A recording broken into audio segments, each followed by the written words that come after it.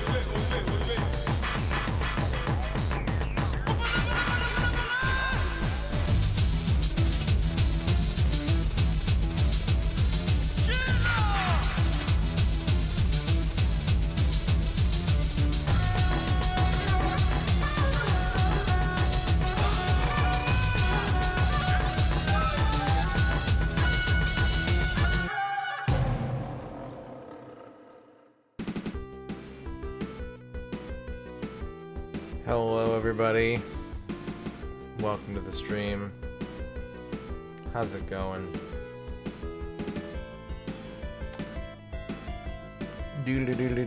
Magnus Prada, congratulations on your first Flygon, congratulations on your first Nemo, congratulations on your first Dan Highland, congratulations on your first Nasser, congratulations on your first Gibby, congratulations on your first Business Goose Gaming, congratulations on your first Dino, please, with the 52-month gaming sub. Thank you, Dino, for your continued support of the channel and for your continued support of gaming, the arts of gaming. Rappyland, congratulations on your first Razor, congratulations on your first, and Elfbutt, congratulations on your first. How's everybody doing? You slept for 10 hours? Man, I slept for I think I slept for 10 hours too, or like just under, and when I woke up, I was like a sarcophagus. I was so out of it. I was just completely destroyed. It took me like an hour to wake up. But I needed it because I didn't get a lot of sleep the day before.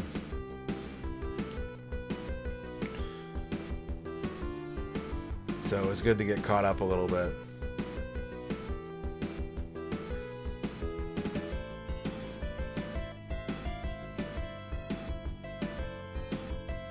Hello, Slap Factory. You watched Ghost in the Shell 2. Interesting. I don't think I've ever seen any Ghost in the Shell. I don't think I ever got around to watching Ghost in Shell. Hello. I've updated the Mega Goal. We're now on Mega Goal 3, and we're almost 81% complete with Mega Goal number 3.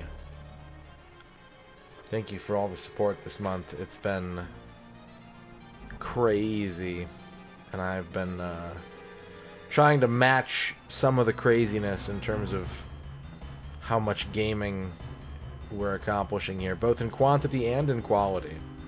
I am trying to achieve both quantity and quality of game.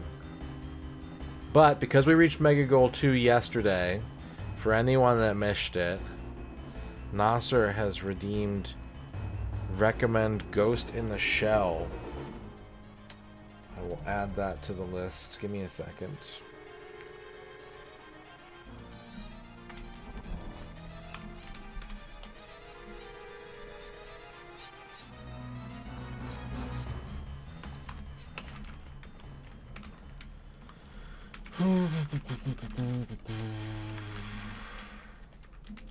Okay.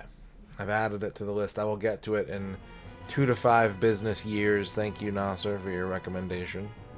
When I do get to it, I will provide you with a review of my thoughts.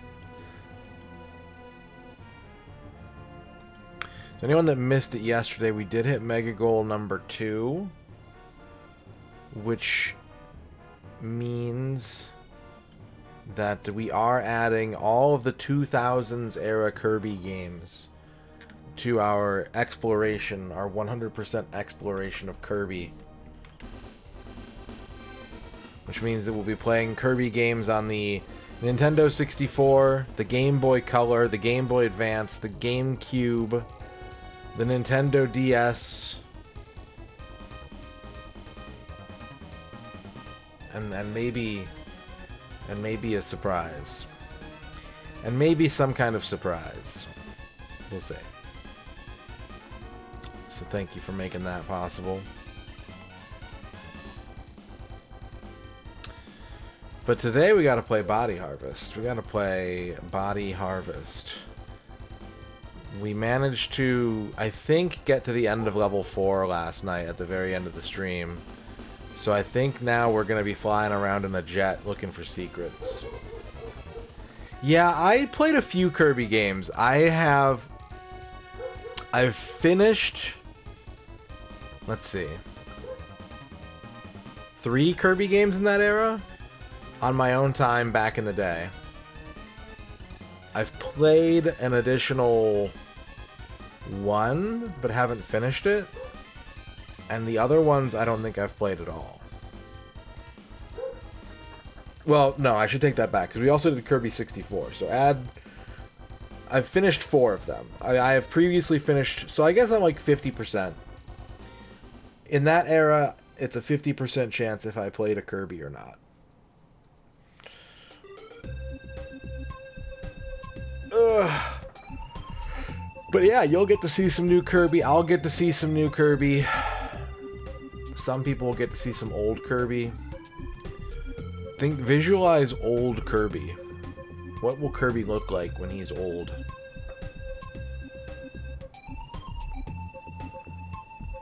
What's up, Zargert? What's up, Tex? What's up, Armored Macaw? What's up, Eric Barkman? What's up, Dorky?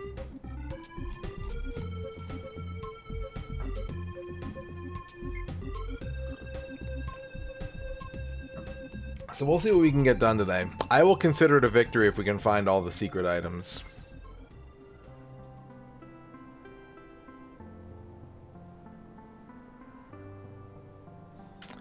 I will consider it a victory today if we can simply find all of the hidden items on stage 4, because for those of you not familiar with this playthrough thus far, this game has 5 stages, and stage 5 has no secret items. It is, to my knowledge and understanding, purely an action stage.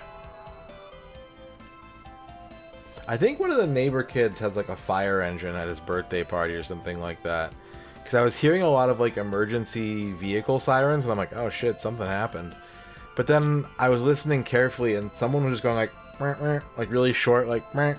And then I would hear a bunch of kids go, ah, meh, ah, and I'm like, okay, I think that there's like a fire truck at a birthday party or something like that, I think is what's going on. What's up, G-Lax?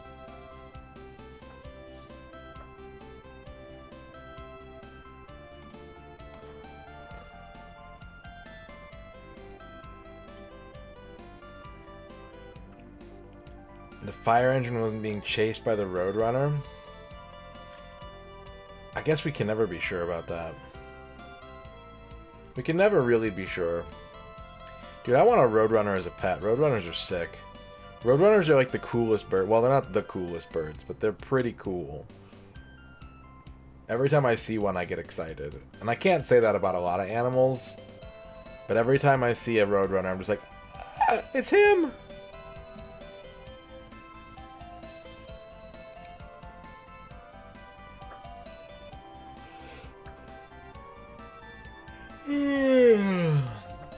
We're on the cusp of badging Zelda 4 Swords. Original 4 Swords or 4 Swords Adventures? I've only played 4 Swords Adventures.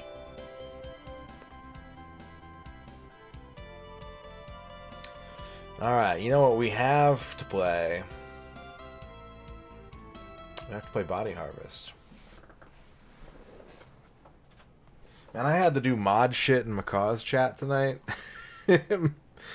I'm just going to be flying around looking for secrets, so if you go watch Macaw play Simpsons, I don't blame you. But Macaw made me a mod like a year or something ago, and I never do anything. But tonight I was just like, bro, these people are out of control. Telling him how to Simpson.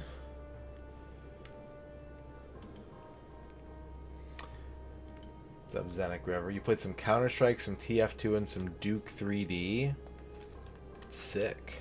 Which one was your favorite? Which one did you have the most fun playing today? Alright, let's start our timer up. We're closing in on 45 hours of game.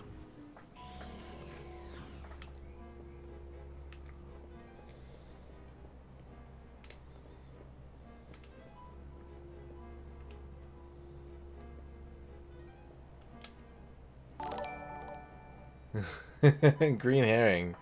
Right? Look, sometimes it's not my place. When people are backseating in a channel and I'm not a mod there, I'm just like, well, that sucks, but I don't do anything. But like, tonight, I was like, I'm paying attention. These people are absolutely out of control. Especially now that we've coined the term immediator. Like, it's just like, it's so blatant. And I was like, you know what? I got the sword. I'm gonna swing it, and like I didn't go. I didn't time anybody out. I didn't ban anybody. I posted like 2 messages that were like, "Hey, don't do it." I replied to some people directly, being like, "Hey, don't do it, please." And then I was like, "All right, fuck it. We're going emote only." Like y'all are freaks. Y'all are absolute freaks for the spoiler.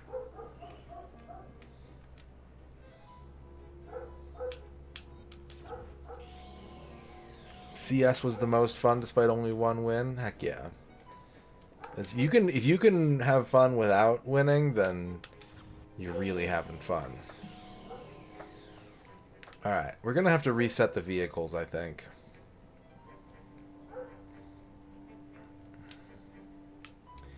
Thank you, Thrash and Crash.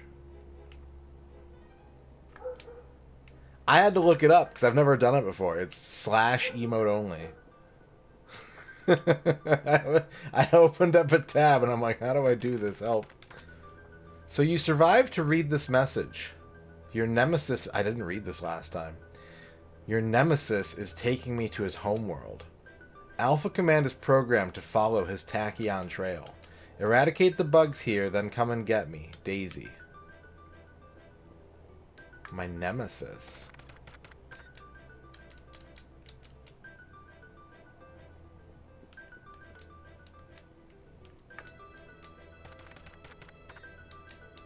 Alright.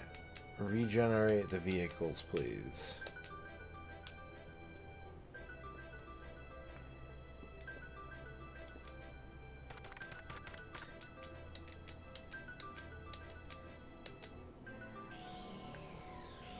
Okay, we need to go get ourselves a jet.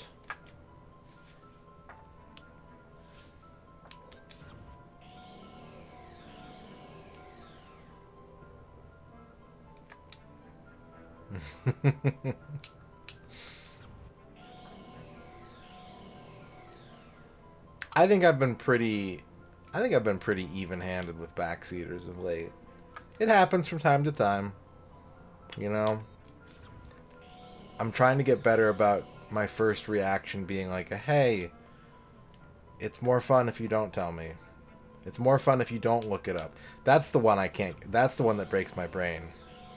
Is the people that, like, have never played the game before, but they look up the answer because they want to know, and then they're like, they just sit there in their chair like, I gotta tell them. It's like, if you just didn't look it up, we would have had an organic experience together. But you lost your patience. And now you're suffering. But yeah, if it feels like someone's trying to be helpful, I think I'm getting better about being like, hey man, it's not the vibe I want. It's when people are like blatantly like, I don't give a shit what you want, I'm telling you what to do, that I'm just like, you gotta go, dude. You are not a good fit for this channel. Yeah, exactly, Dino.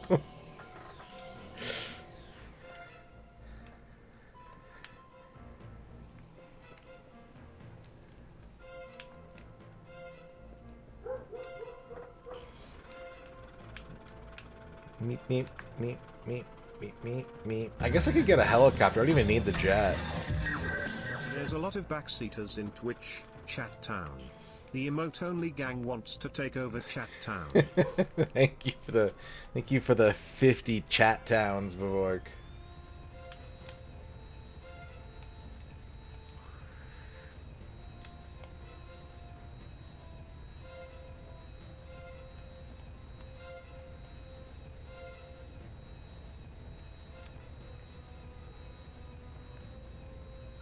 What's up, soak crates? Oh, shoot, I see some bugs.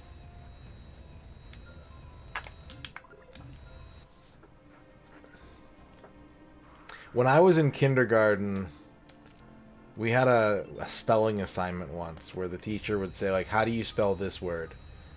And then, like, she would call on a student to answer. And then she would be like, good, how do you spell this word? And she would call on a student to answer, and so on and so forth. And my kindergarten teacher, who was a very sweet nun, she was a very, very kind and sweet nun with a guitar, had to tell me, like, you've answered enough questions, let the other kids answer. And I was just like, oh. And I feel like maybe in the context of this conversation, that was a formative experience for me. I remember being very disappointed and, like, upset at the time. And now I'm like, maybe I learned something that day. Maybe I actually learned something that day. I just wanted to keep spelling words because I thought spelling was fun. But yeah, she didn't realize that she birthed a no backseating monster. That was the day everything changed. No.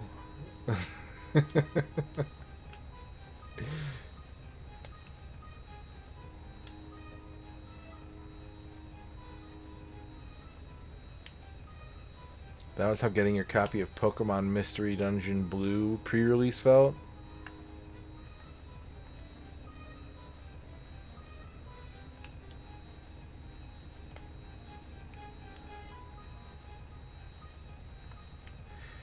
Yeah, it's true. Not just the definition, but also the acceptability of it. Like, I've watched some streams where the streamer is like, "Hey, if you know the answer, just call it out."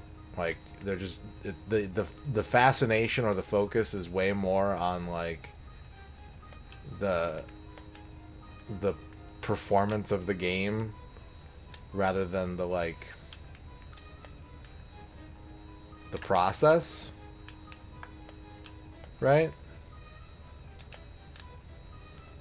And then like, yeah, I know I'm a real bastard about it too, where, you know, I'm like, if you so much as ask the wrong question innocently without thinking it through, I will send you to the seventh circle of hell. It's like, yeah, I know I'm part of the problem here for sure, and I'm sorry. But yeah, there isn't really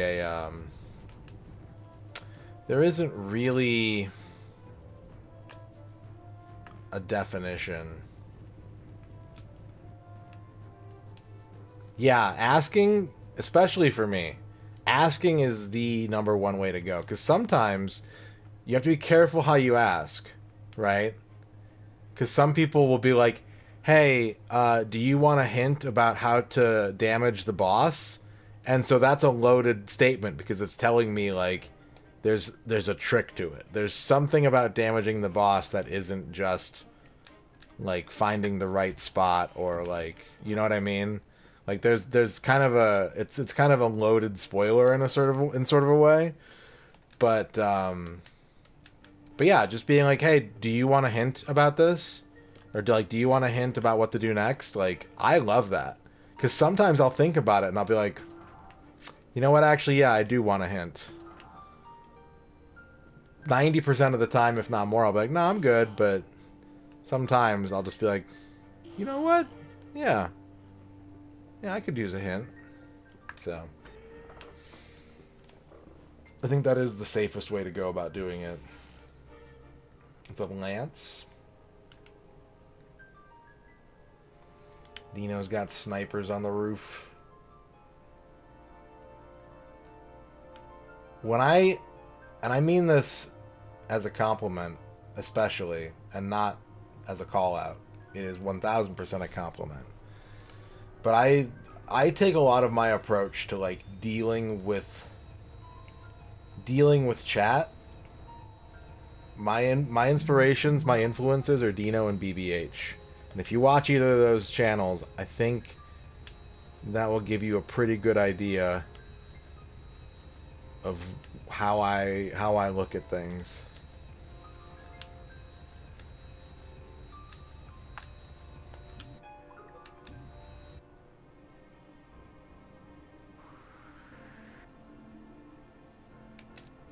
Well, you know, that's one of the comments that was made when I was moderating Macaw's chat tonight, Dan. Someone was like, I sent them a reply. I was like, hey, like, please don't backseat. It wasn't aggressive at all. I was like, I think I said, please let the streamer figure it out. And they responded to me and were like, well, either I backseat or I scream internally. And I'm like, okay, well, then you know which one you need to do, and it's not backseat. Like,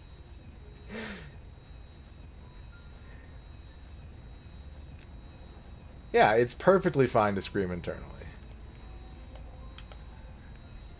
Have I been in here? Where is this? What is this? Where is this? That was, someone made that comment too, where they're like, you could just scream at your TV, and I'm like, yeah, you don't even, I didn't say it in chat, but I'm like, that's a good point. You don't even have to scream internally. You can just scream without using your keyboard.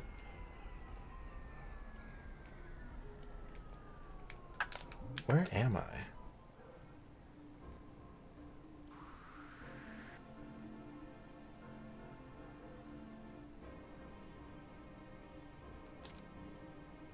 Dude, is this some secret area? Chemical factory? Jugashvili? Where the fuck am I? Okay, it says I've been here before.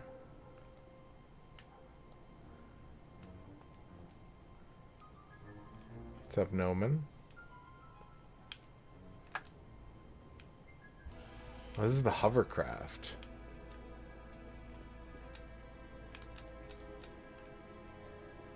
Lost in Glorpberg. Okay, I know where I am now. This is what I was supposed to do. This is the route the game wanted me to take. This is the route the game wanted me to take after beating the last boss. The thing I did by warping worked, but I was supposed to come this way.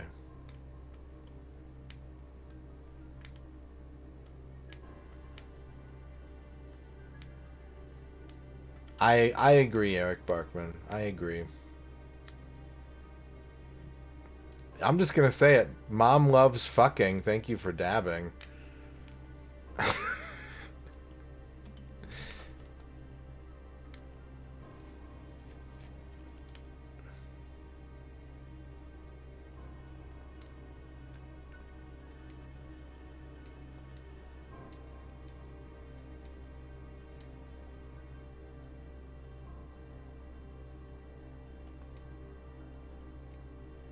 Okay, so if this is Area 1, if this is the end of Area 1, then I probably don't need to be here.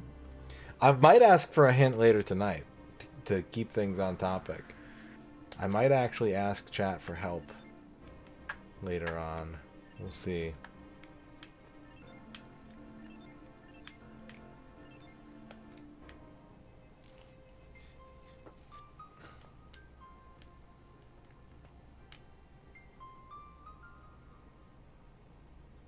Yeah, it's like cleanly capitalized and everything. Like there's no ambiguity there whatsoever.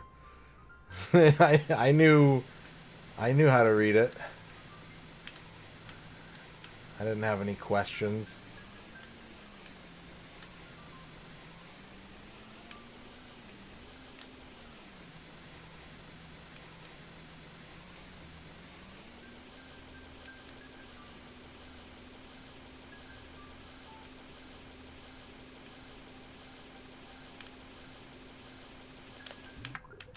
Hover tank, driving through the ocean. Me and my hover tank, hitting a big ass ramp. I think that's a big ass ramp.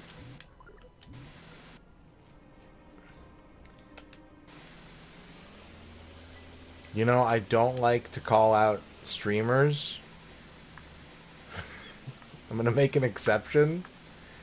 And I'm going to co-sign to a certain degree, Bavork, and say that the chat on Hidden Palace when they're announcing when they're unveiling footage of new dumped prototypes, that place sucks.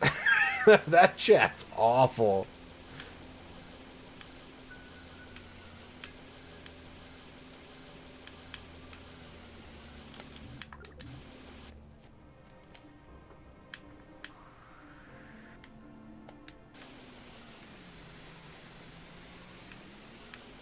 I love the work they do.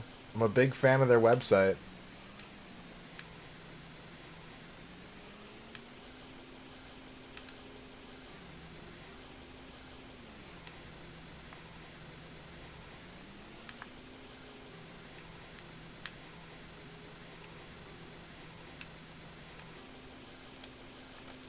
Oh, wait. That just took me to the boss, didn't it?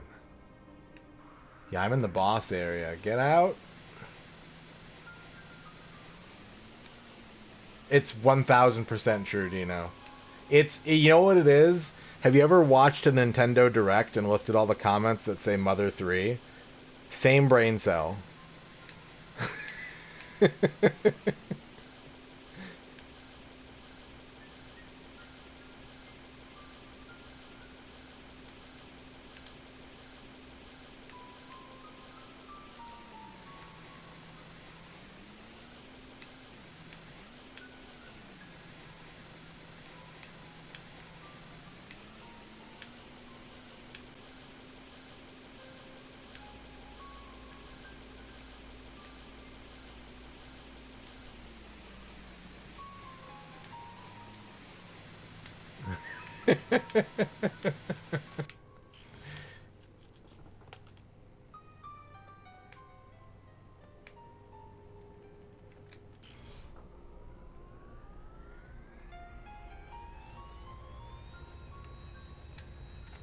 Okay. So where could I look that stands out to me as a very likely source? You know what?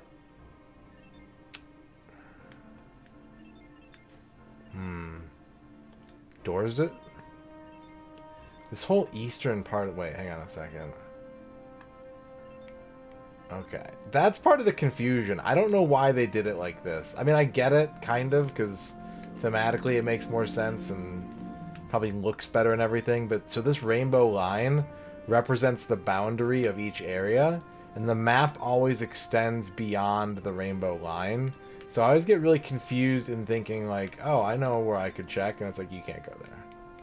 That's not a real place. We're missing 3 items, Tom squared. And there is a real ass possibility that some of the items have been lost, and I'm going to need to redo the level again. I don't want it to be true. I would really rather it not be true, but I would be doing myself a disservice if I didn't point out that that absolutely happened earlier in the level, and it could have happened, and I didn't realize it.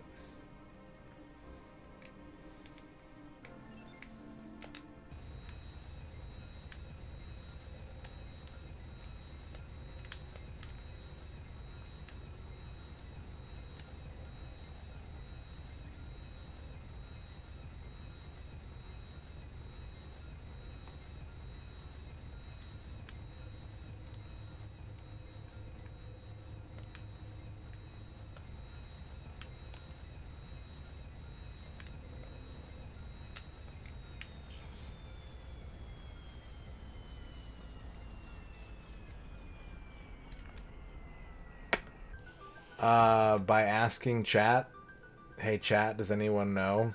And then seeing if someone answers.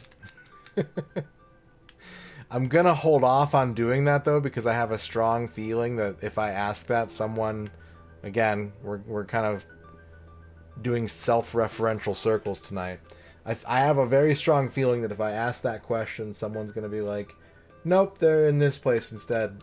Or like, you know, because I'm missing 3 items and not 1 item, it's a lot harder to ask the question of like, hey, is something in blank?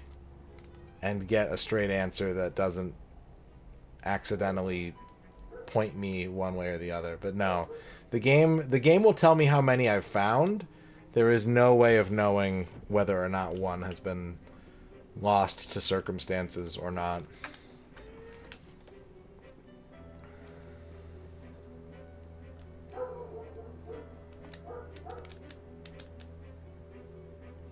And there are lots of places that I could definitely do a deeper look into.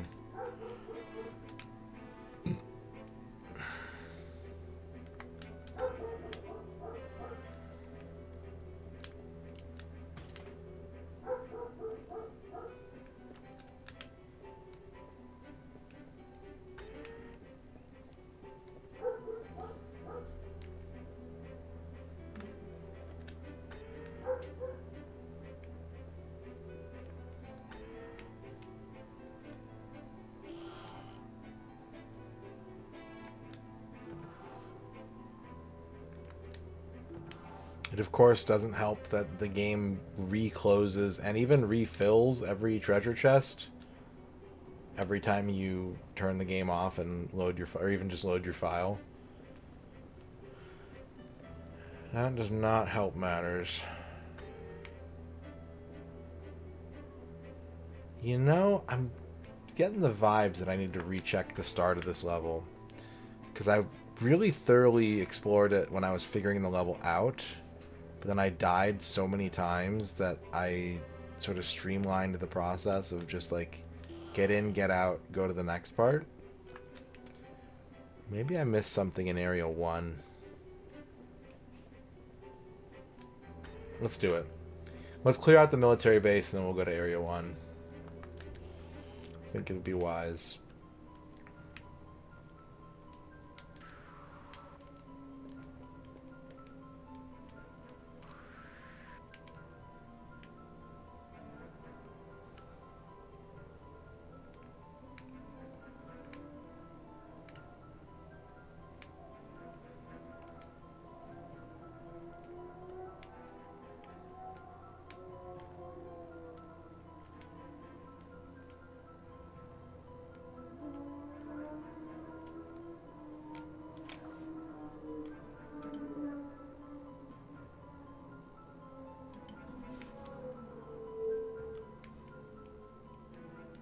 Y'all reported that username, huh?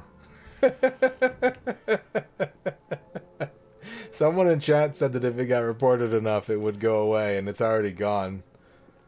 I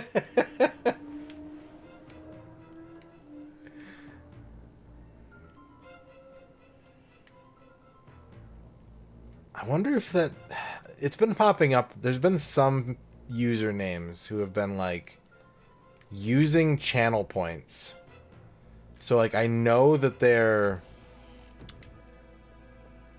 sort of familiar with the concepts of this stream, but they've been, like, using weird or vulgar names on, like, fresh accounts.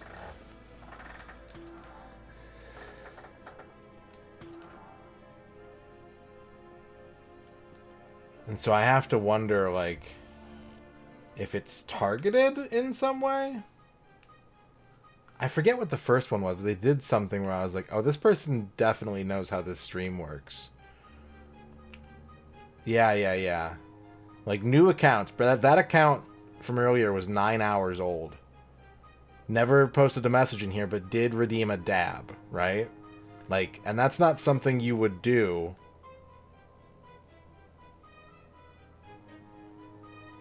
You would need at least 100 channel points to do it, which means that they probably joined the stream when it started and waited around earning enough points to redeem the dab.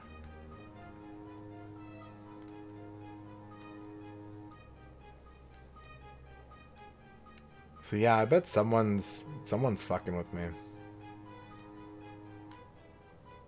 What's up, Lucha?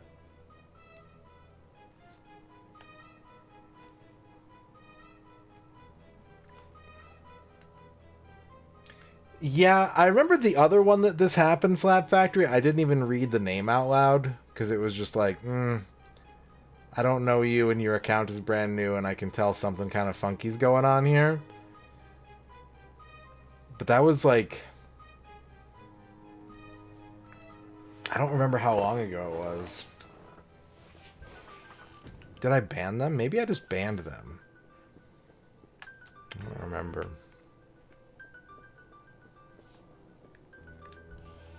But yeah, it definitely feels like someone's messing with me for some reason. And like, worst case scenario, all I can think of is that they're like, if I do say their name out loud, they're going to chop it up and like make an audio file of me saying something. I don't know. Paranoiac streamer brain wondering what people are trying to get out of being a nuisance.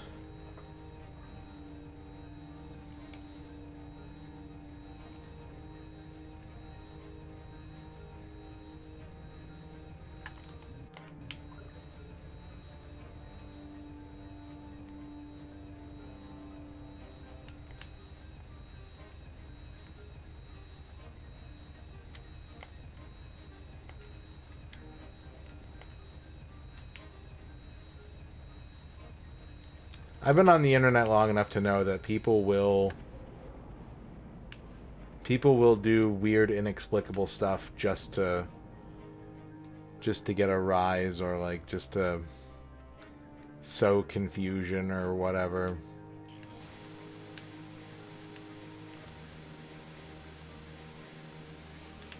Like, the answer to why would someone do that is often like, you know, they've got an axe to grind, or they're bored, or they don't like you very much. And that can be enough for some people.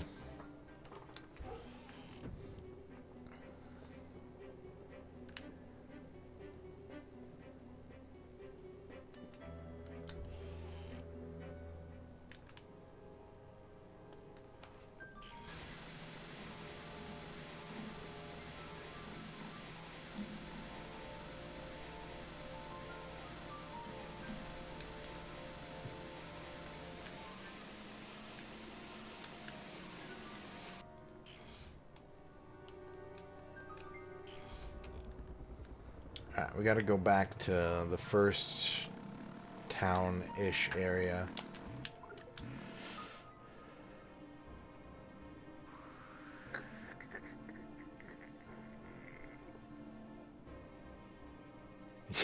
Yeah. Yeah, I do remember that happening.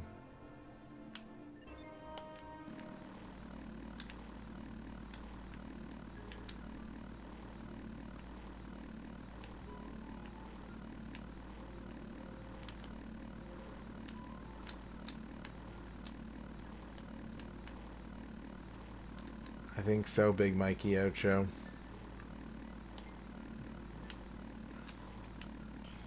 I think they might. Left unsupervised. Some people just can't help the shitlord DNA. What's up, Duke? Hobbyless behavior, that's pretty good.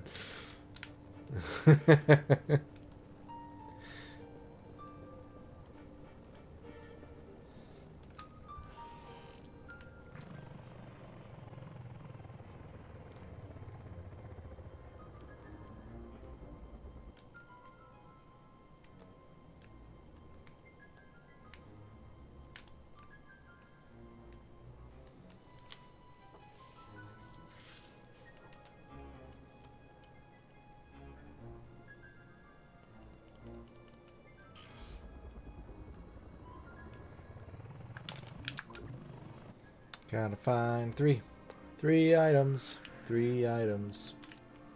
Gotta find them. There's 3 of them. Where are they? Are they in this house? Is there one of them inside this house?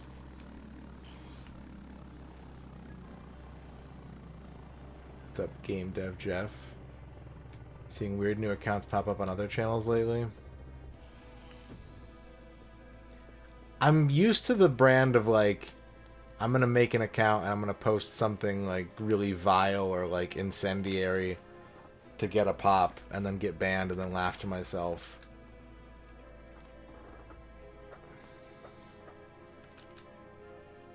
The air here is as sweet as potato wine. I don't think I've been in this house. I think this is a new house for me.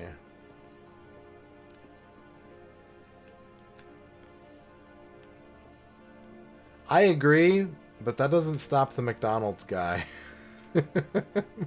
My true nemesis. McDonald's account guy. Probably Drake is on.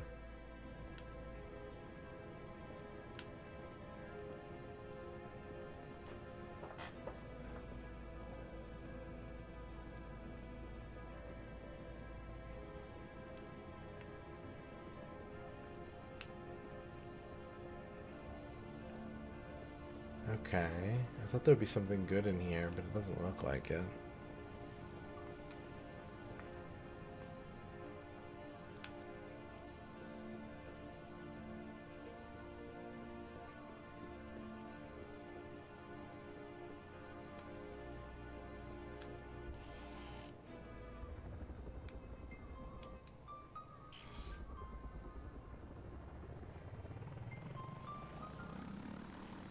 Yeah, every time I take one of Twitch's regular surveys and they're like, you know, do you think that your security is going to stay the same, get worse, or get better? I'm always like, it's going to get worse. Y'all aren't doing shit.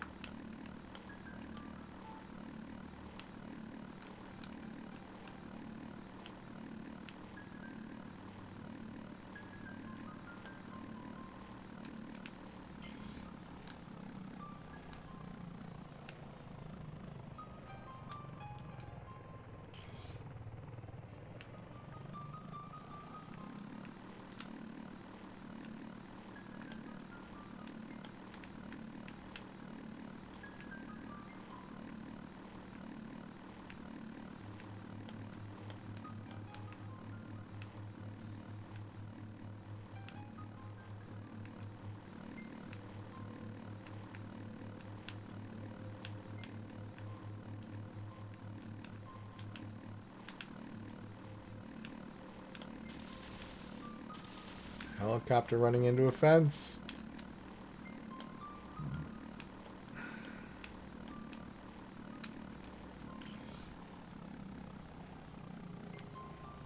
Okay, we can't go in there. That one's boarded up.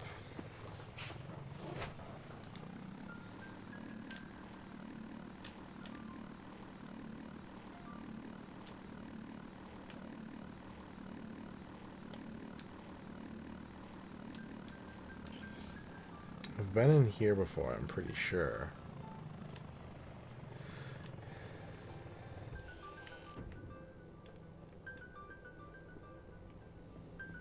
Yeah, I've been in here. This was a significant building of significance.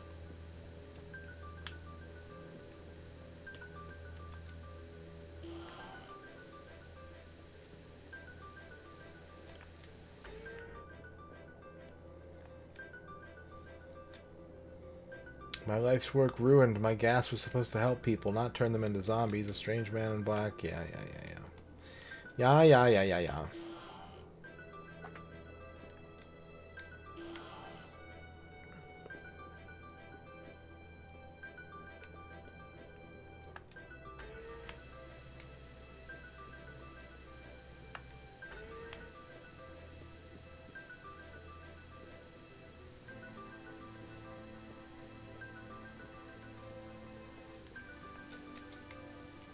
Oh yeah, this like extremely...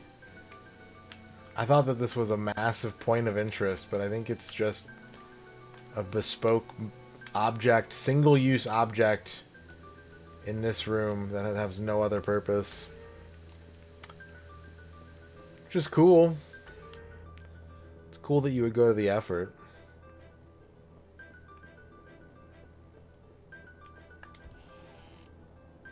You know, if you could talk to plants, they would tell you that your gas is extremely helpful. So, if you ever feel like you're not contributing, just remember, plants are drinking that shit up.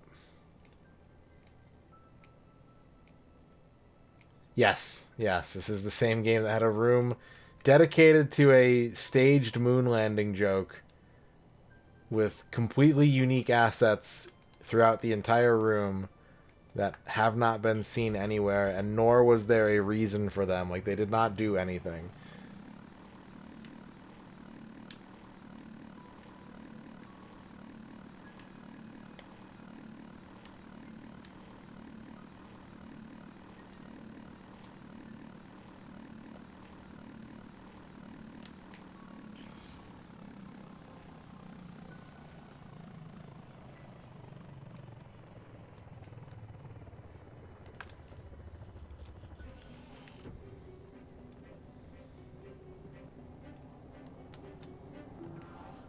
Okay, fuel is good.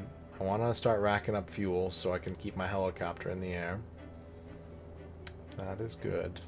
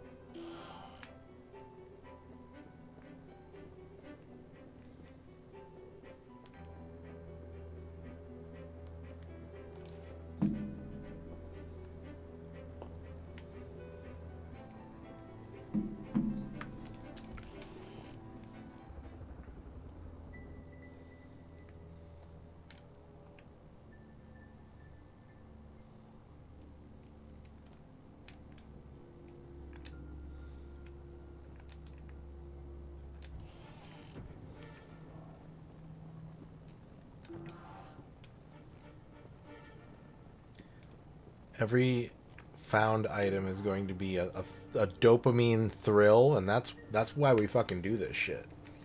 Yeah, it's tedious. Yeah, it doesn't really amount to anything. Yeah, the game's not going to give me any special acknowledgement. I am going to get like one new weapon that I'm going to get to use for like 10 seconds if I want to. But it's about the sensation of finding a needle in a haystack. Non-gamers just wouldn't understand what it feels like to actually reach into a haystack for 45 hours and pull out a needle. You don't get it, Mom.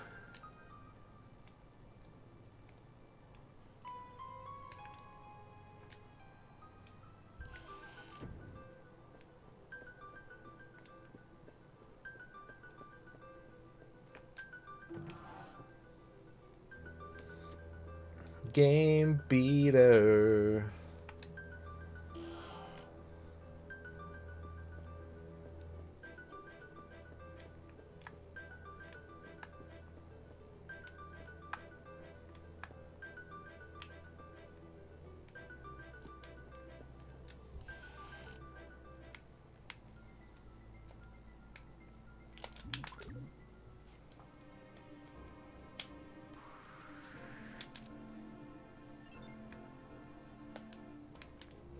Jugashvili. That's where I am right now, apparently. I'm in beautiful downtown Jugashvili. Here to try the new Black Bean McWhopper.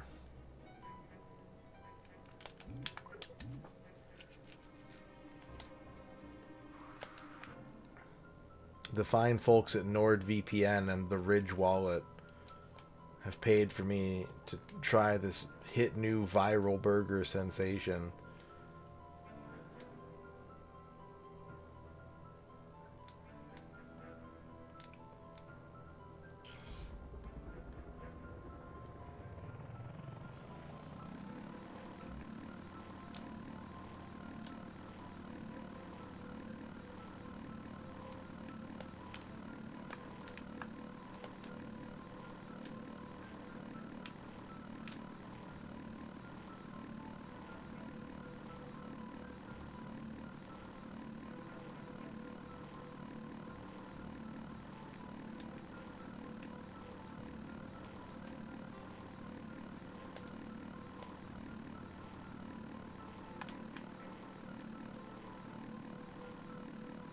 I think the funniest part about me making a joke like that is that everyone in chat knows that I would immediately take a sponsorship from any of those companies.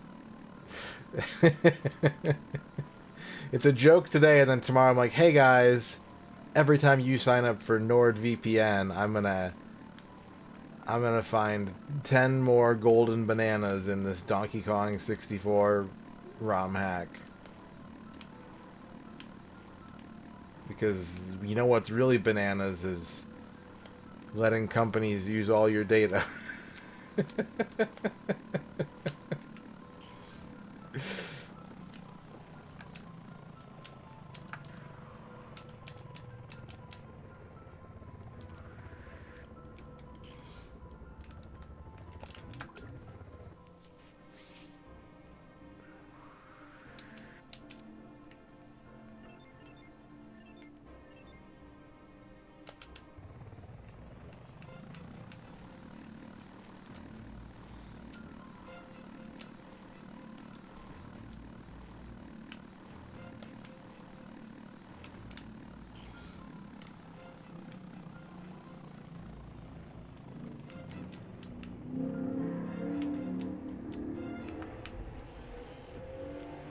Okay, this is the first train station.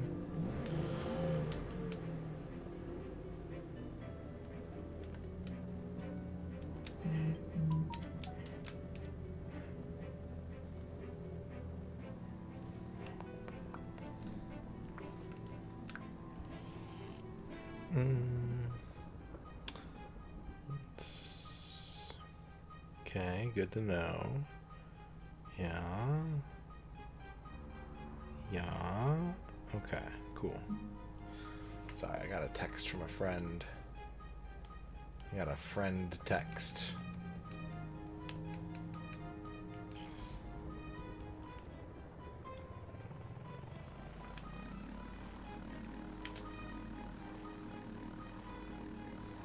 I guess Stream Elements is starting to get back on their feet. I actually got a notification from them that they had a mobile game sponsorship in my in my portfolio, which there hasn't been one of those in, like...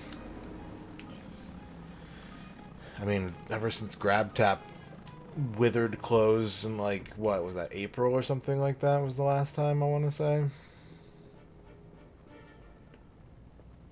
Although I don't know, maybe it's just because I like did everything they had. Maybe other people can still get on GrabTap and do stuff. Oh, weapon crystal! We found one. All right, let's go. I told you it would be exciting. Alexi's journal, 29th March. Strange blue walls are appearing all around the area.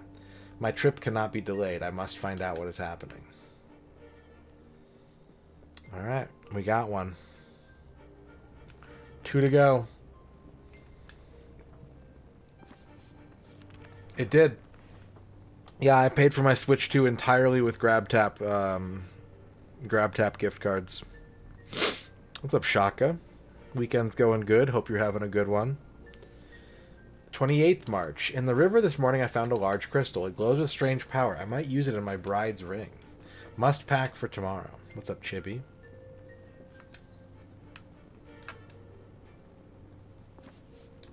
Alexi's journal, 27th March. Only 2 days now before I move to America to meet my bride. I must practice my English so it is being perfect for her.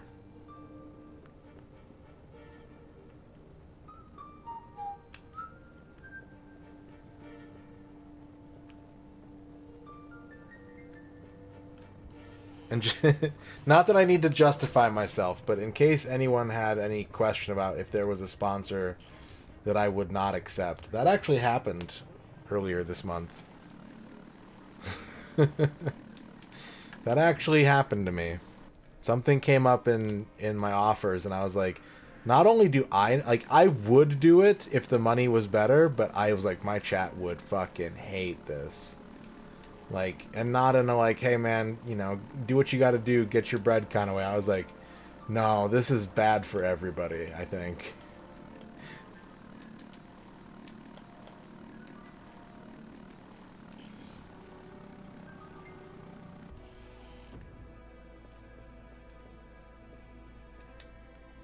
I got a good feeling. I got a good feeling. I got a good feeling. I got a good feeling. Fuck.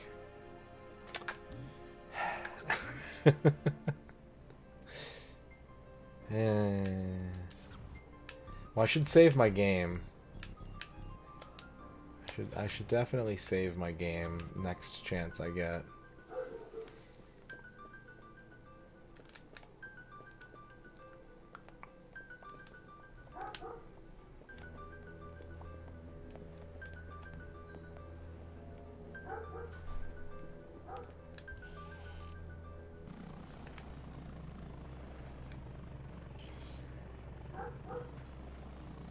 Hi, babe.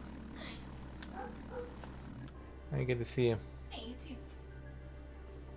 How are you? Oh, tired. Yeah. On a driving. Yeah. Did you get mom home safe? Well, home-ish. Home here. Safe. She's got to get herself the last 5 minutes. So. Yeah. Chibi says hi. Hello. My mom says hi also. Hello. I'm gonna sit for a minute and then return to dog. Yeah, there's a note under your keys. Okay. Thank you. Yeah. Yeah. I did remember, but I appreciate you also remembering.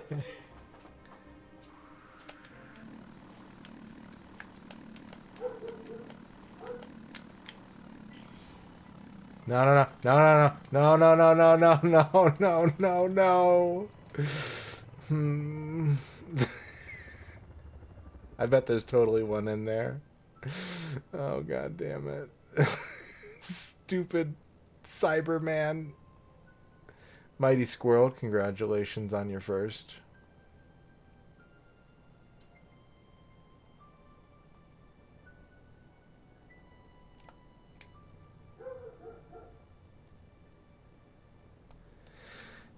If only I could, like, call in a helicopter to come get me.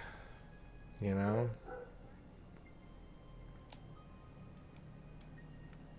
Maybe I just gotta try harder.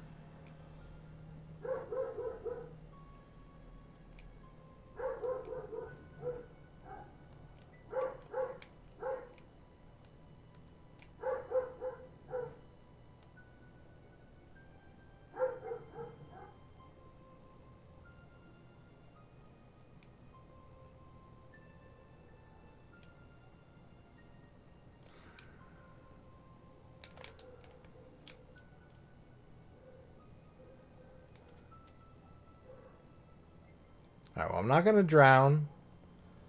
That's step one.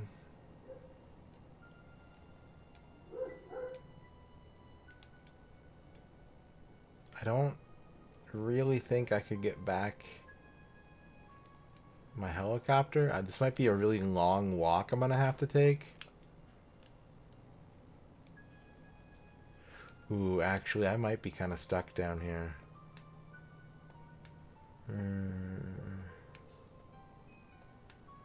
If I had to load my file, it would not be that bad.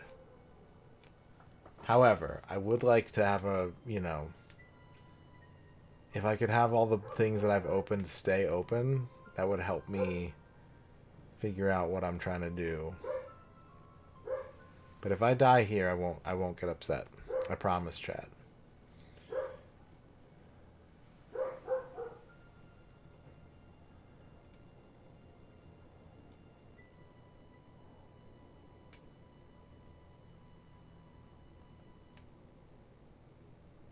You have my word.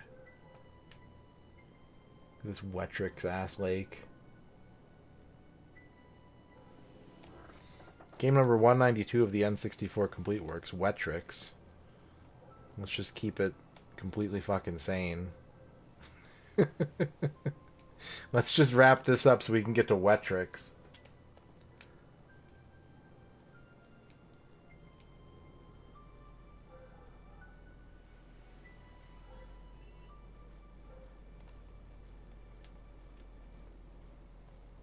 Oh, I think that's it for little orange guy. I think he's done. Goodbye, little orange guy. Did I finish all platformers? No.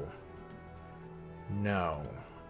Using the very rudimentary guidelines of what it constitutes a platformer, which is what does GameFAQs say a platformer is, I still have Banjo-Tooie, Castlevania, Legacy of Darkness, Rayman 2, Space Station Silicon Valley, and Taz Express to play. So I've done a lot of them. I've done a disproportionate number of platformers, but there are still a few left.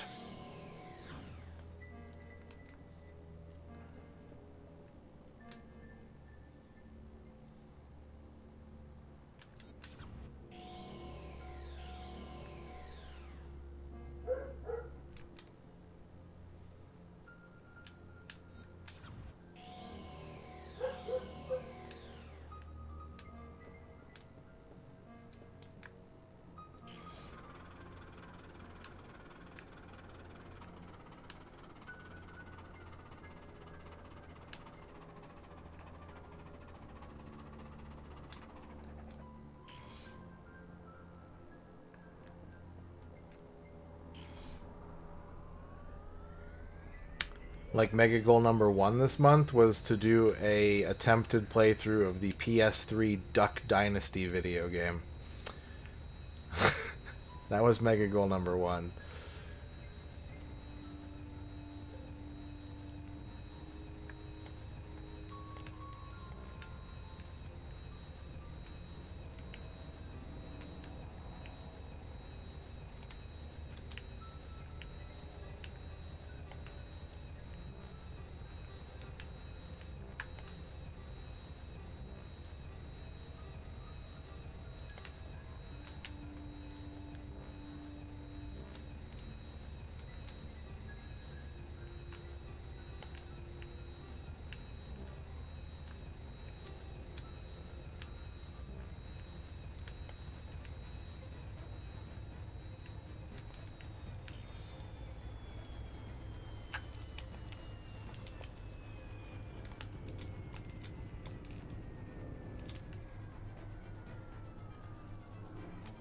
Oh, my helicopter drove on top of me.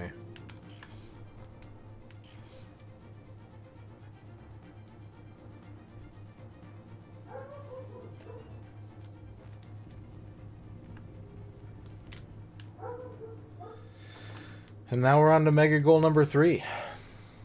We're 80% of the way to the third Magaggle.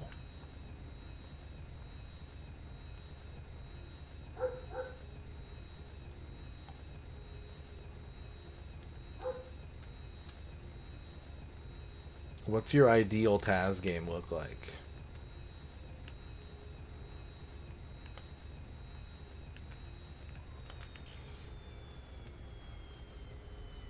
Actually, no. I'm going to take this guy.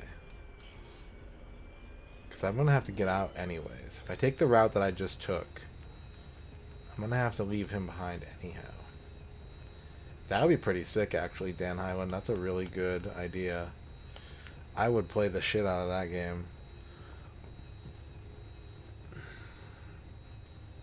Sonic Adventure, but Taz. Would he have the same voice actor?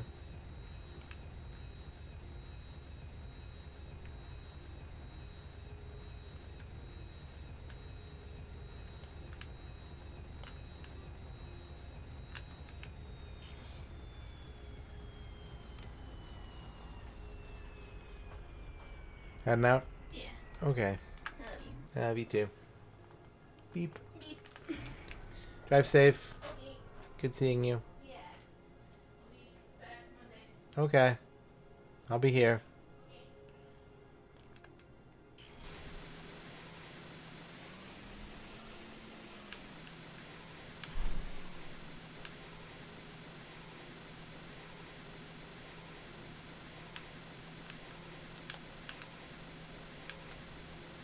Wait, what's over here?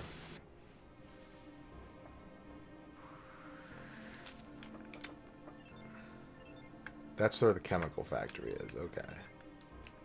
Where's the helicopter? I don't see the helicopter. There was supposed to be a helicopter.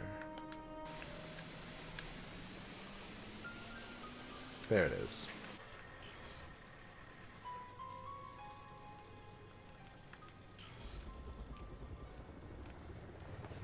Okay. We know where the crystal is. We know exactly where the crystal is. Crystallis.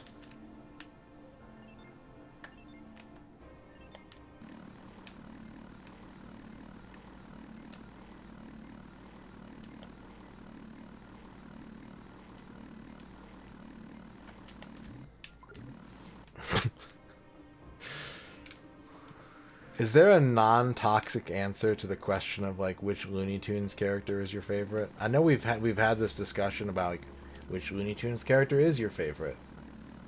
We've had that conversation before. I'm wondering now if there is a way to answer that question that isn't like at least some kind of red flag.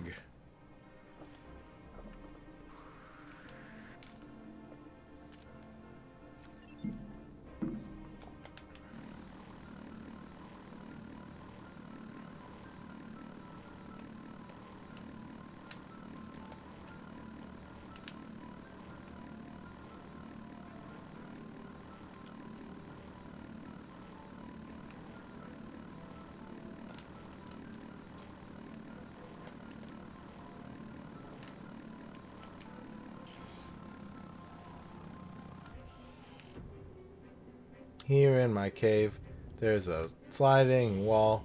There's a chest that don't do shit. I can go inside here.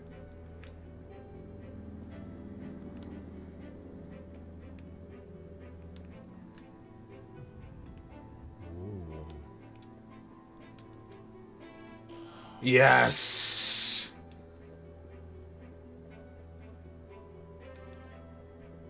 Alright, Chad, it might actually be time to ask the question to... It might actually be time to ask the question to the item location knowers. But I'll ask first, are there any item location knowers in the chat?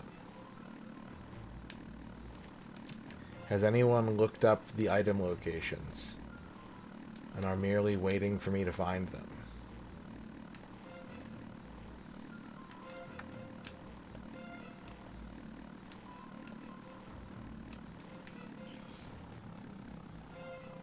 Attention all harvest heads.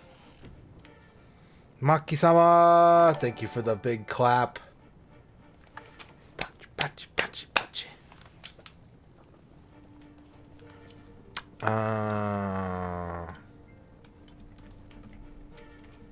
Hope you're doing well today. It's a good, yeah, no, I mean, like, I'm not saying that there's, like, wrong answers. I'm just saying that I think, like, every answer carries some kind of inherent, like... I mean, that's how people are these days anyways, right? Every like... potential signifier is, like, something to be interpreted, reinterpreted, and misinterpreted to fit one's personal narrative.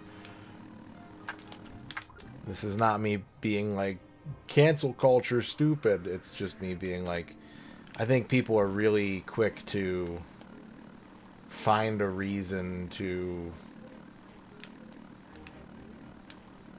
scrutinize somebody.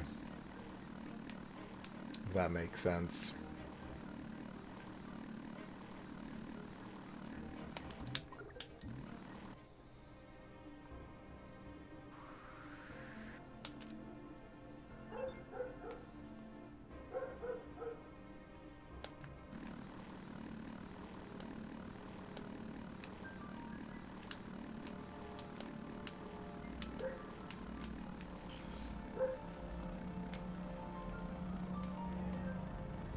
Like, here's an example, right?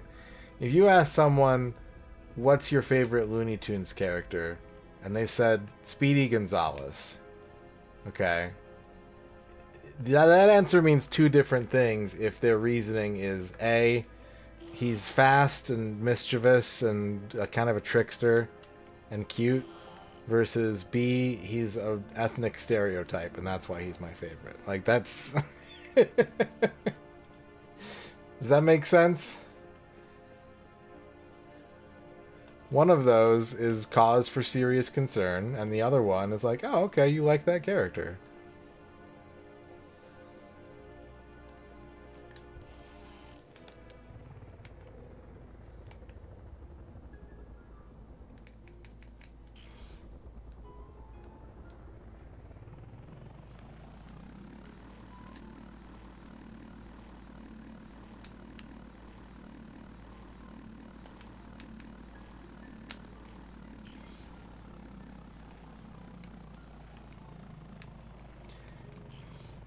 Yeah, like, there is certainly a...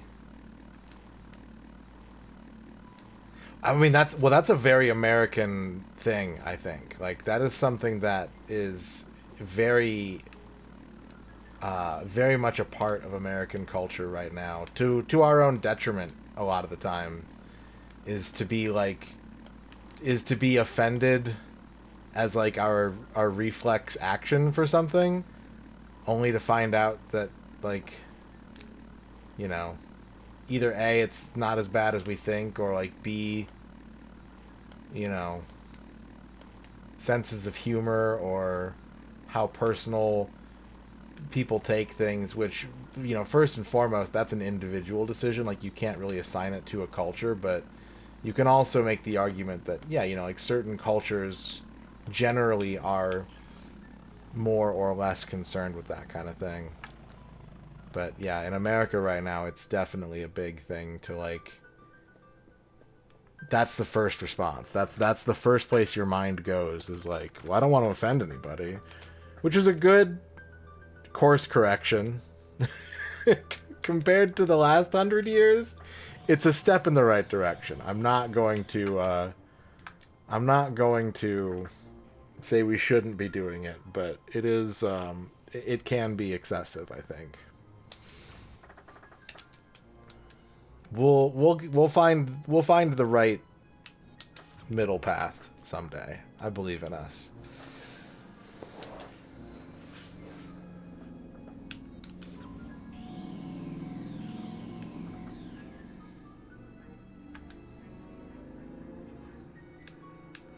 Yeah, that's, I mean, that's the best way to put it right there. Honestly, Noman, that's a great way to put it.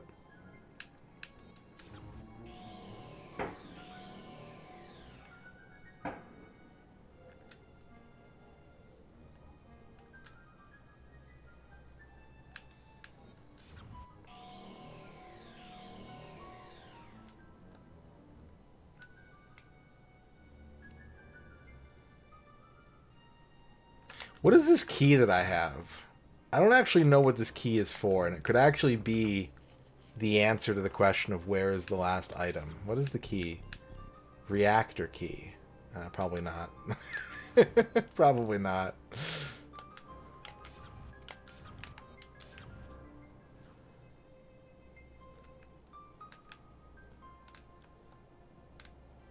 Okay, there's like this whole area back here that is very mysterious. I didn't go there this time because a bunch of enemies just would spawn in anytime I went. But there is a whole like zone over here.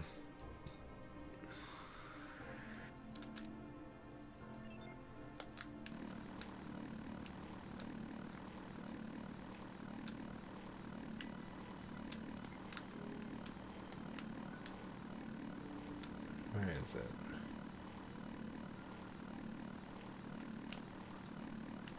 Yeah, there's like a random cave over here. Okay, so this is going to be a...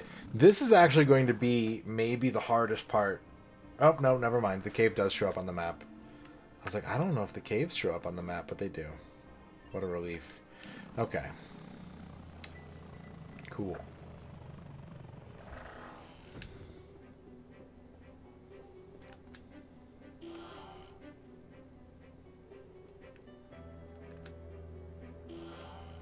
Anyways, if there are any item location knowers, this is a yes or no question only. And only for the people who actually know. Don't guess. Don't presume. Don't post a meme 7 or whatever. What I want to know is there an alien artifact, or was, maybe is more accurate. Was there an alien artifact in Tibernia and or the chemical factory? I think it's Tibernia. If you know the answer to that question, you can tell me yes or no. If you don't know, you can stay silent. That's fine. I'll figure it out, hopefully.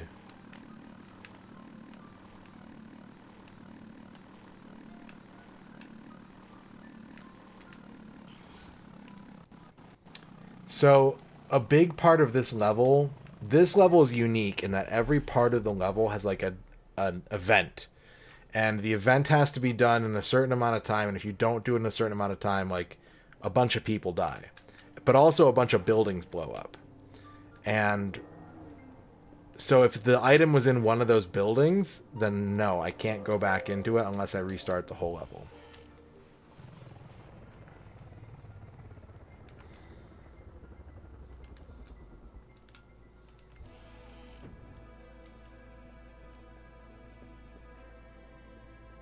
And I know this because one of the items that I found was inside the building that I had to blow up with the missile.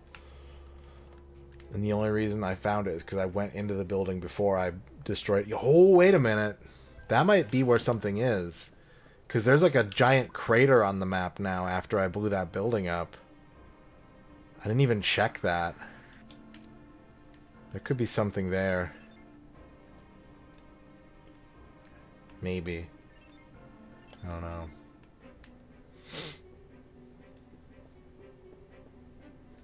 This is where the train conductor is dying.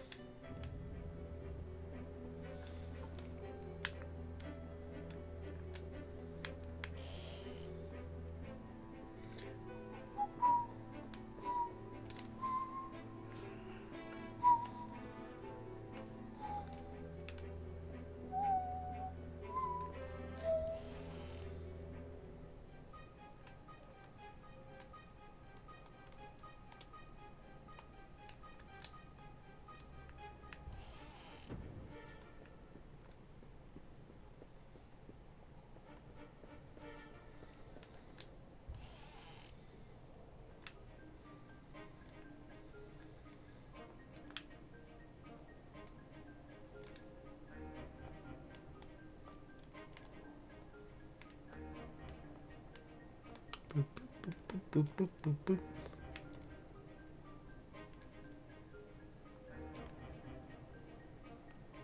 Okay. So we need one more alien artifact, and then we'll have all of the collectibles in the entire game. It's exciting. I can see the end. I can smell it. It smells like the end.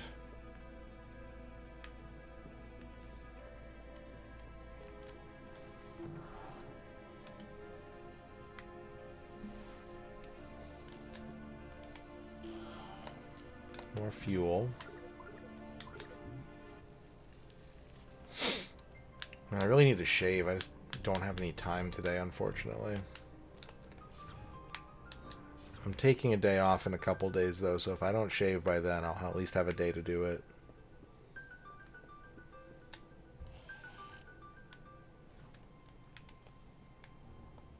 If you restart the level, you keep all the items that you found, but you have to redo the whole level.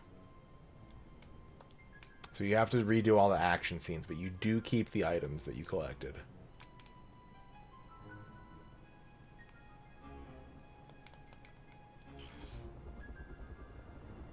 I don't know if I know what a tangerine smells like. I don't know that I could smell something and be like, that's definitely not an orange, that's a tangerine.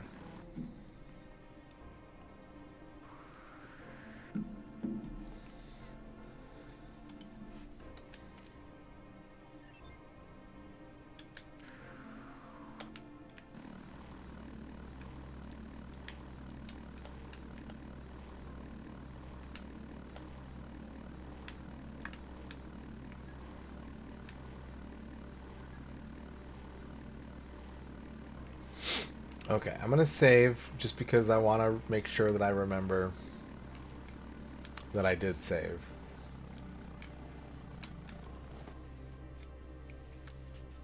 I feel pretty good about clearing out Area 1.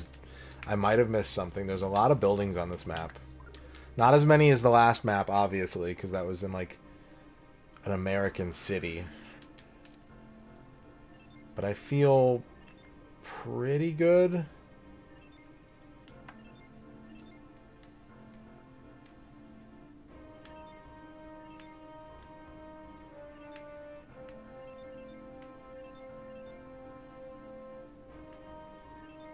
So let's go to...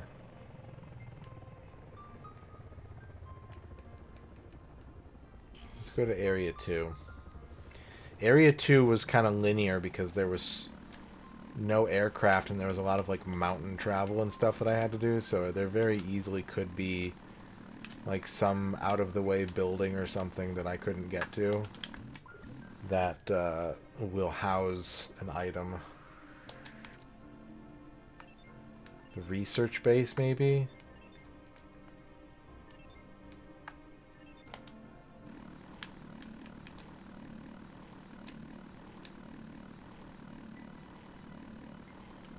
Yeah, I mean, I didn't... Is this something that I could even explore? Because remember there was that, like... There was that building that I had to blow up. And, like, I had to run back as soon as I was done blowing it up. I wonder. I wonder.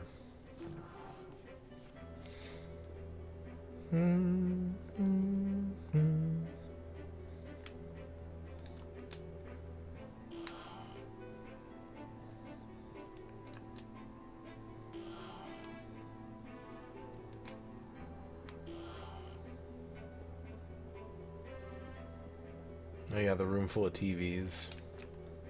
The CRT collector, the Smash local. We found the Russian Smash local.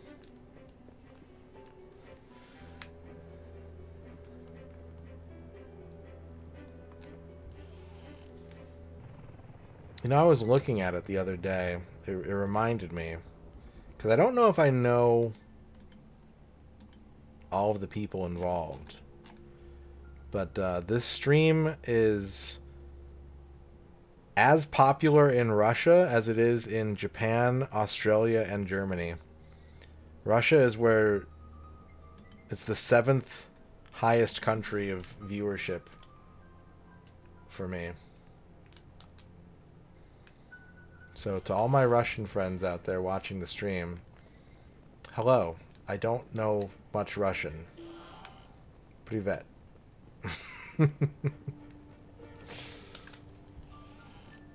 Top 7? United States is number 1, and then Canada, and then the UK, and then Germany, Australia, Japan, and then Russia. Yeah, all thanks to Stoy. I wonder if I have any like Russian subs who use that emote in like Russian Twitch channels. Like that emote could be popular in some Russian streamer's channel, and I have no idea. I have no way of knowing.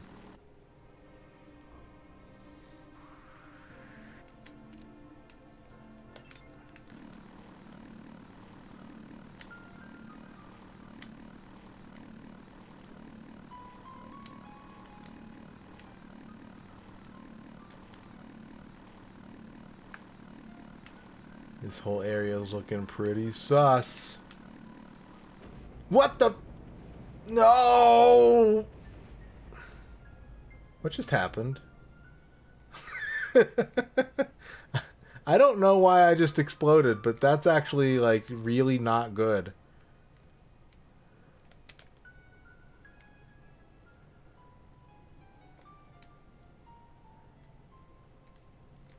And to round out the top 10, in case anyone was wondering, in 8th place is Brazil, in 9th place is Switzerland, in 10th place is Sweden, and honorable mentions go to Finland, France, the Netherlands, Argentina, and Italy. Outside of that, I don't have any data.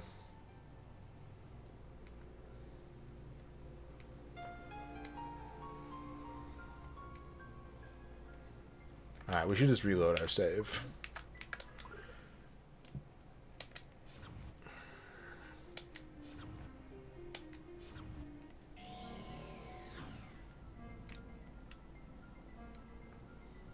Wum. Wum.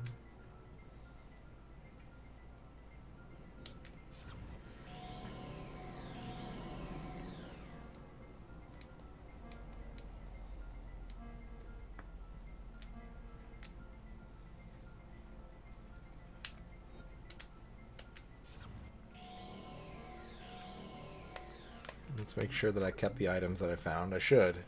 I just want to make sure. You can never be too safe with this video game. Okay, there we go. Guess your latest hundo? Voltorb.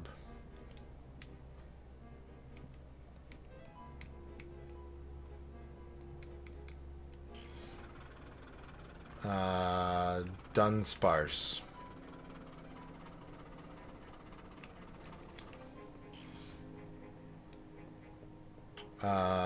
Dunsparce.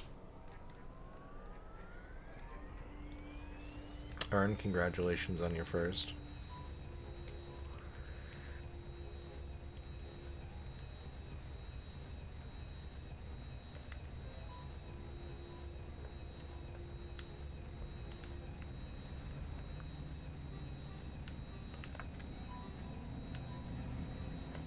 Oh, this thing's about to blow up too.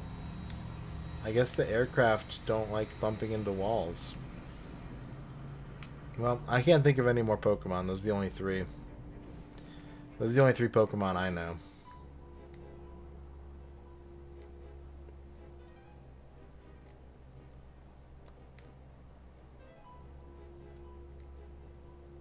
Is it Ducklet?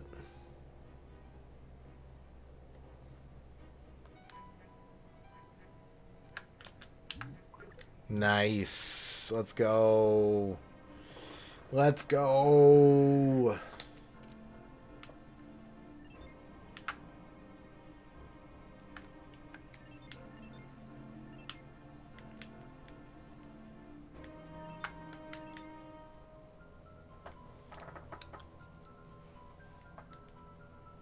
Business Goose Gaming wants a Fear horoscope combo. Business Goose Gaming, your legitimate fear of the day is Magical wish-granting orb. Magical wish-granting orb. And your horoscope is the pasture. So if you ask your magical wish-granting orb to make it so that you never have to worry about food ever again, you may find yourself with a sudden craving for grass.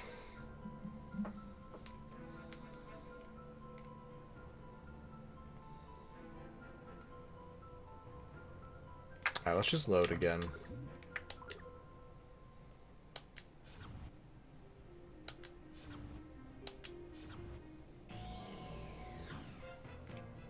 What's the fastest way for me to get into some kind of aircraft and fly it to the area that I want to research?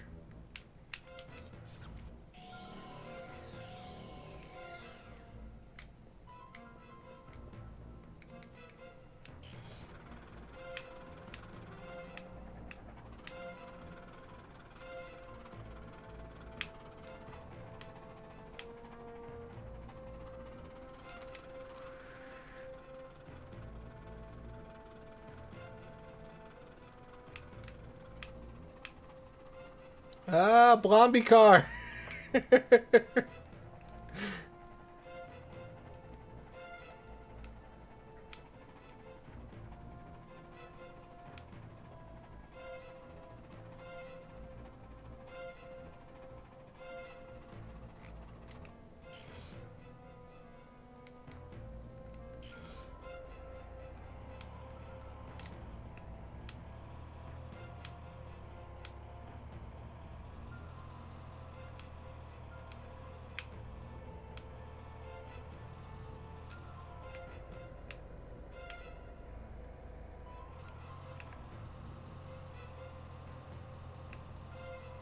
I definitely don't know my Pokemon weaknesses, and part of that is compounded by the fact that most of my modern Pokemon knowledge comes from the card game, and the card game straight up got rid of a type at one point that exists in the main game.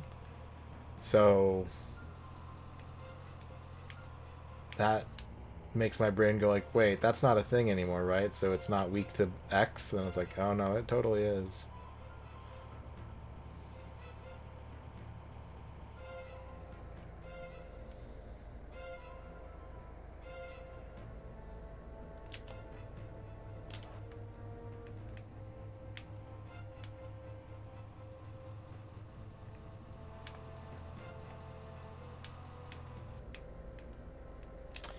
So the card game at one point had, because you know they use like energy cards, right, to like power the moves. They got rid of fairy energy.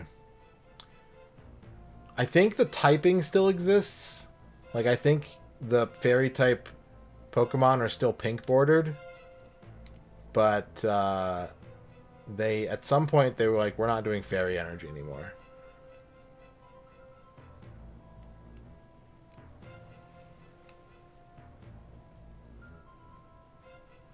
I don't know the reasoning why, actually.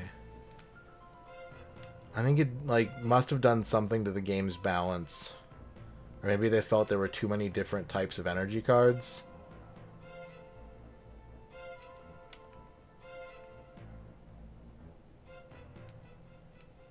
They changed most to Psychic.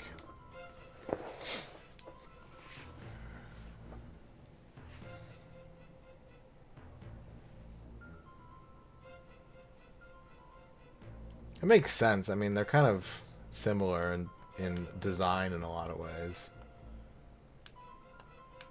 Okay, I'm trying to like do a shortcut here, and it's just taking up more time. We need to use the old tried and true methods, I think.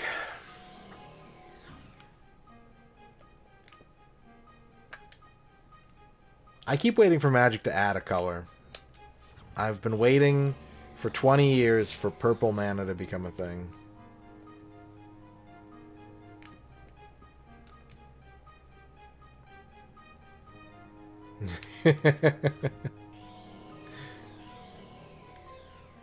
And there are certain like Pokemon types that have never had energy cards. Like I don't think there's dragon energy.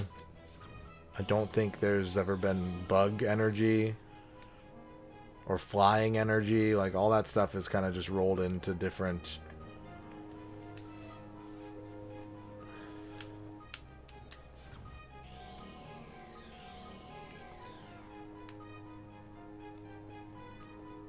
different main types. Poison. There's no poison energy.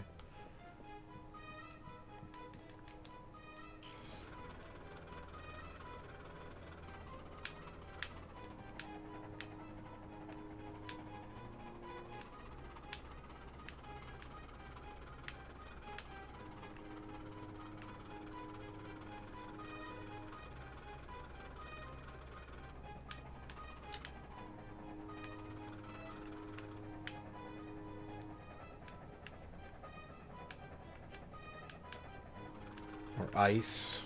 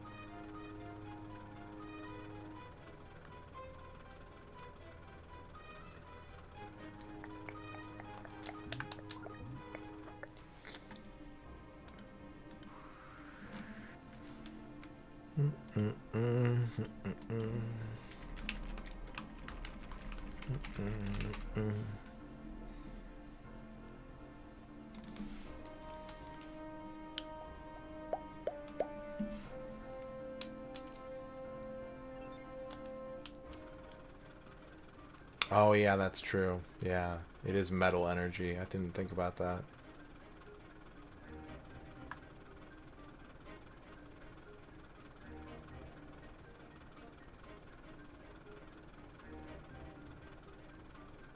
But yeah, all of that to say that, like, I cared a ton about Pokemon in Gen 1 and 2.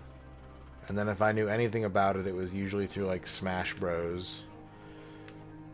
And then during Sword and Shield, I was neck deep in the card game, so... I have, like, a weird hodgepodge of Pokemon knowledge that can be useful, but rarely applies towards any kind of meaningful gameplay strategy or skill.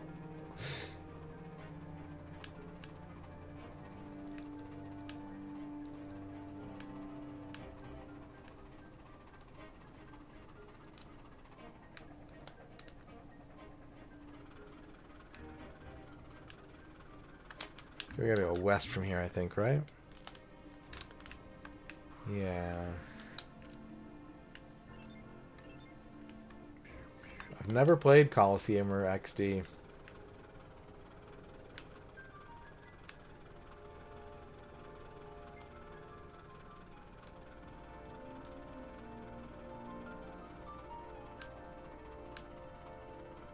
But then weirdly, I did play Battle Revolution.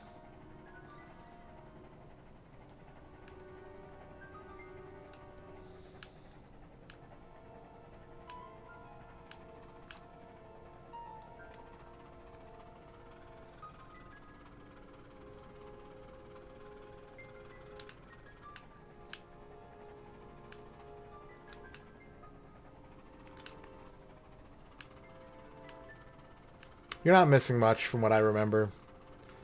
They went right back to making Pokemon Stadium instead of making, like, Pokemon Stadium but with real gameplay.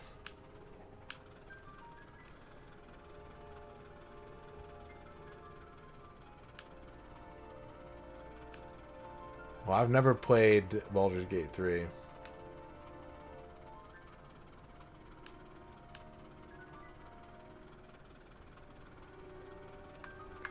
Oh, they must have been playing, like, a competitive format. Like, did you bring your old cards to play?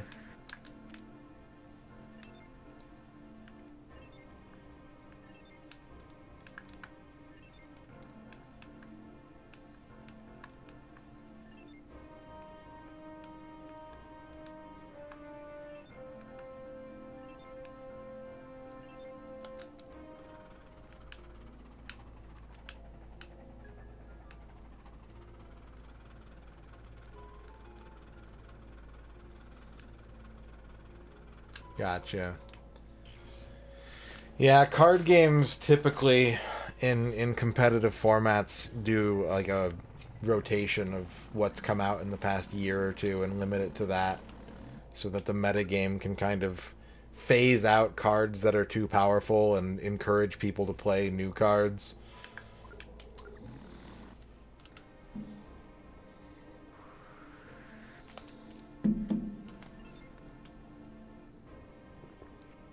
Yeah, Pokemon's really nice because modern Pokemon prints letters in the corner of the card, and so you go, what's in standard right now? And it's like F and G, and you're like, okay, any card with an F or a G in the corner is standard legal.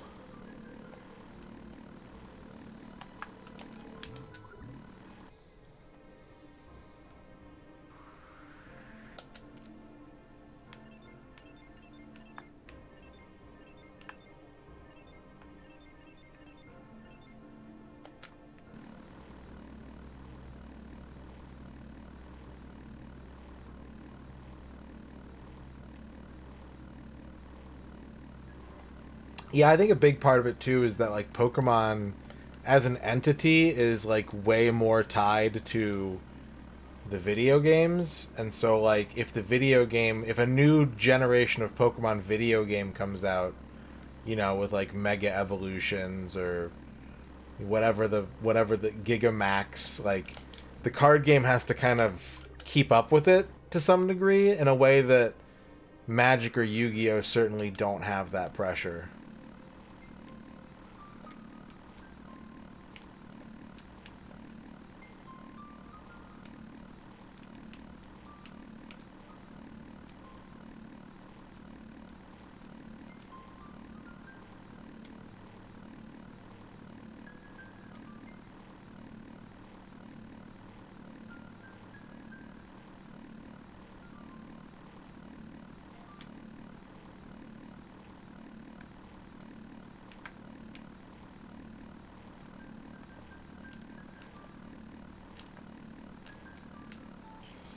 Yeah, there could be something up here maybe.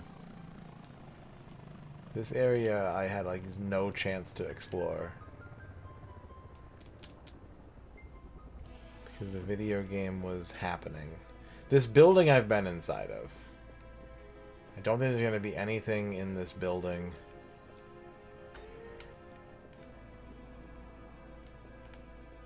that I need, but we'll check it anyway since we're here.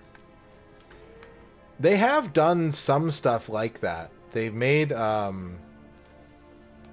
a Yu-Gi-Oh variant called Speed Duel. And like they printed Speed Duel cards. They printed like all the stuff for Speed Duel, and I think it was in one of the, I forget, I don't know my Yu-Gi-Oh lore that well, but there was like a part of the Yu-Gi-Oh anime had like a different main character, and like Speed Duel was kind of more of a thing, and they made a card game version of it, but it like didn't take off. It's really funny because like a lot of it uses the same cards, but it'll have Speed Duel like printed on the card, and cards that are like staple powerful cards in regular Yu-Gi-Oh, like the Speed Duel versions are worth like 20 cents because nobody plays Speed Duel. And I don't think you're allowed to use the Speed Duel cards in like regular Yu-Gi-Oh matches.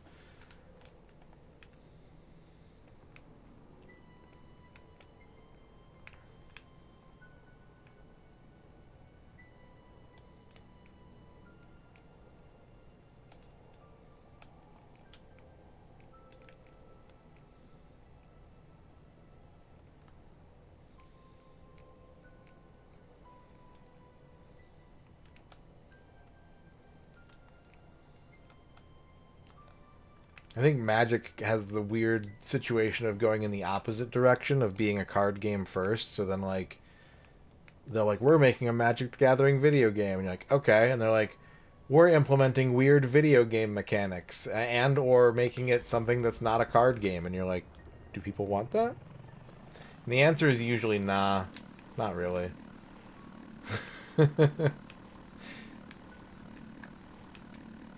I am perpetually mystified by that, like, location test canceled Magic the Gathering fighting game that was released in was going to be released in arcades. It's just like, what?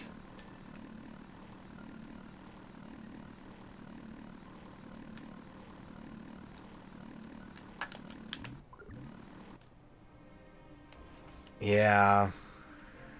It's not like a true fighting game, but it's like a one-on-one battle game.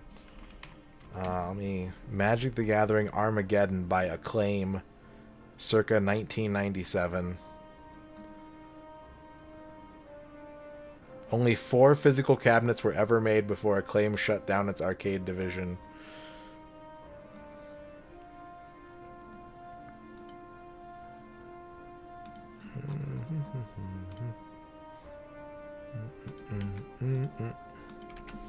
Boop, boop.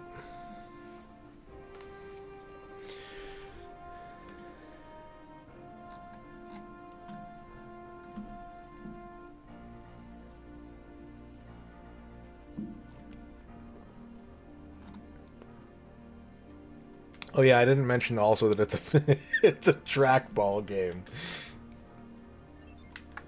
That might be an important detail.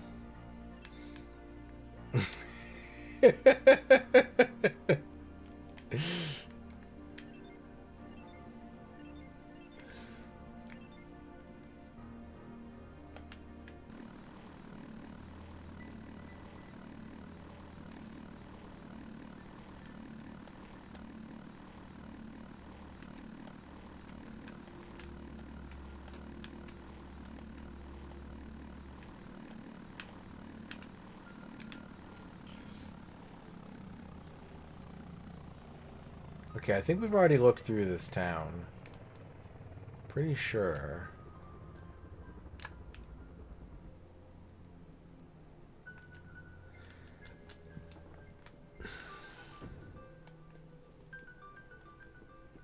The chests might be closed again, though, because I had to relaunch.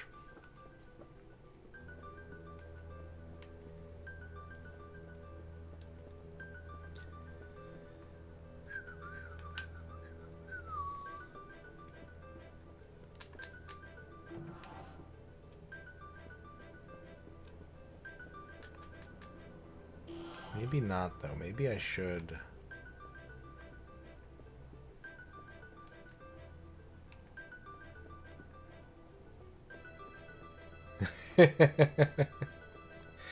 There's also a game too, Flygon, if you're familiar with Bushido Blade, right? So that's like, typically speaking, there are exceptions, but typically speaking, Bushido Blade is like one-on-one, stoic, like one-hit kill samurai battles.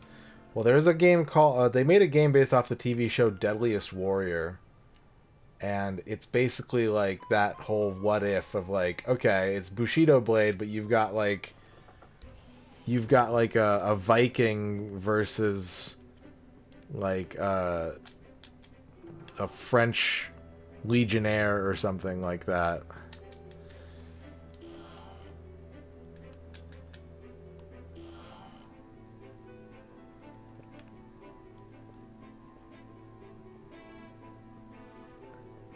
Yeah, it is. That's the best way to describe it. It is both stupid and fun. But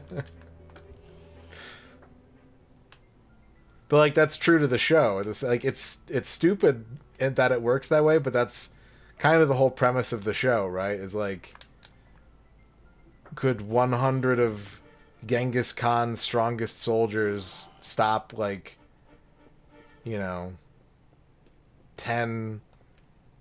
World War I soldiers? That power imbalance is kind of the whole crux of the show.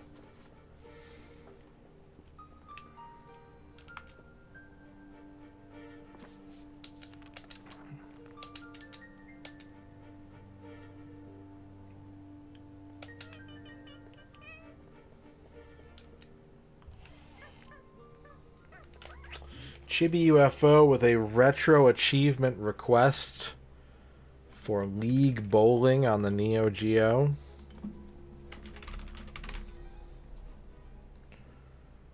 Yeah, we can do that. me stop the timer.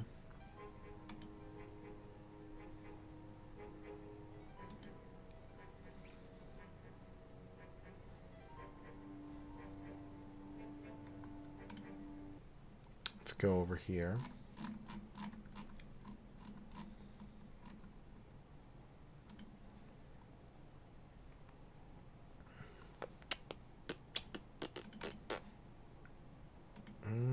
Let's see if I have this ready to go.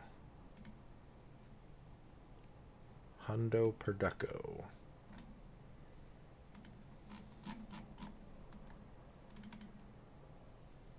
Well, I guess this would be the first thing to test. Hang on a second.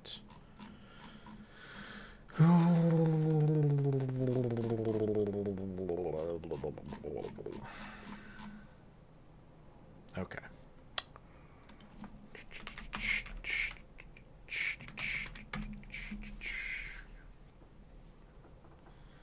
You're low on channel points. Oh no!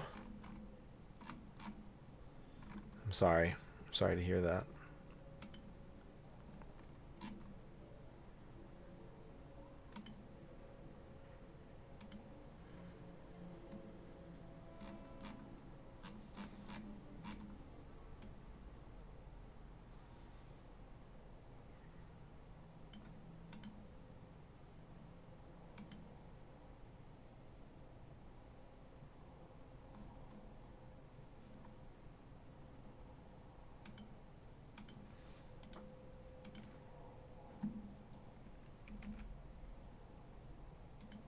Boop, boop, boop, boop, boop.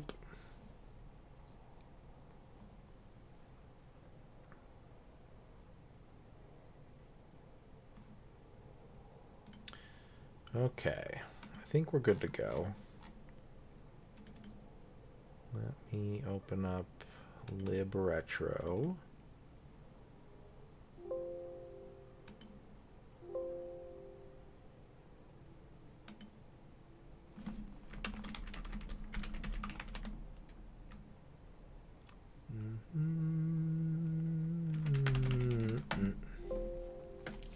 Okay. We're doing League Bowling for Chibi UFO, which has 25 achievements, which is a little surprising. I guess I can see how it would work, but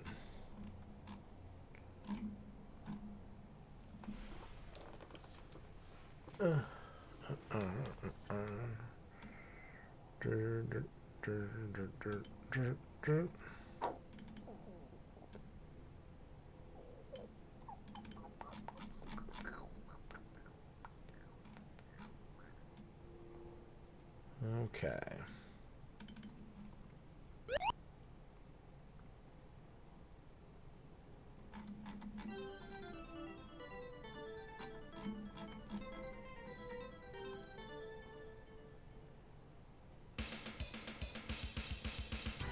Go bitrate.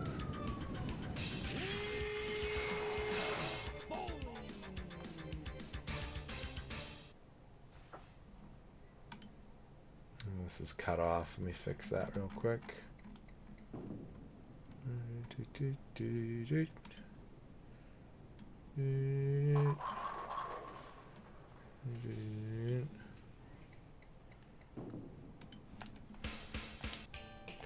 One player play regulation. 11-pound right hand. Let's bowl. Hey, let's bowl.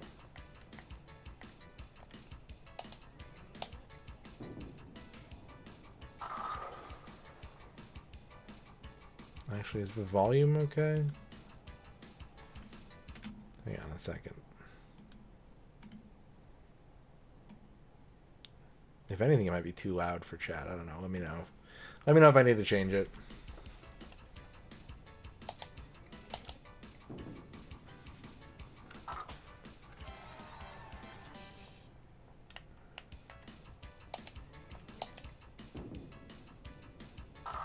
Don't.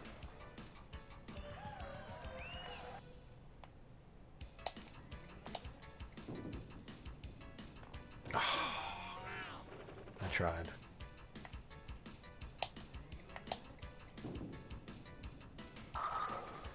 Can't get the strike.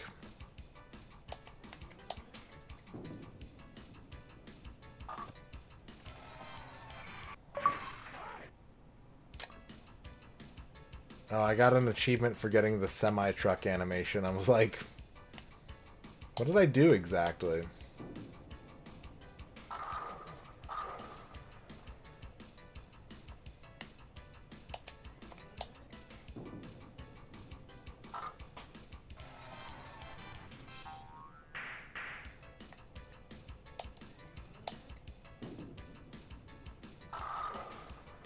I can't get a strike. I don't know what area the game wants me to target. Oh, okay, we got another animation related achievement, I guess. Just down the middle, I guess. Alright, there we go. That's 3 League Bowling achievements, Chibi. We got a kiss, we got a bowling ball saying hi, and we got a semi-truck. There you go. Thank you for that. Dan Highland requesting ultimate kicks for the Genesis on behalf of another Noman.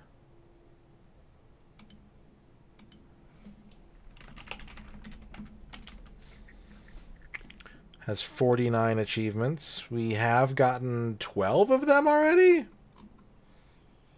When did that happen? It happened in November of 2024, apparently. All on the same day. Oh, I was doing a sampler. This is clear evidence of a sampler.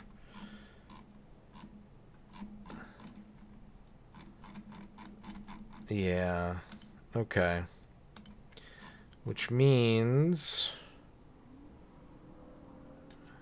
we're gonna have some tough gameplay to do, I think.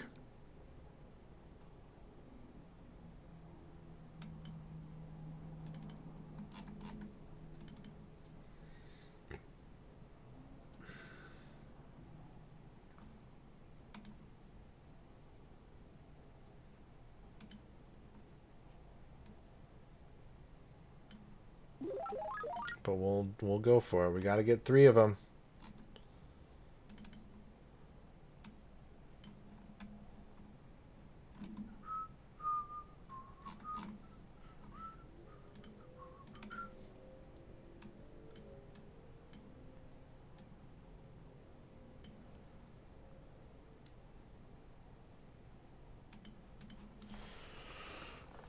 Boop, boop, boop, boop.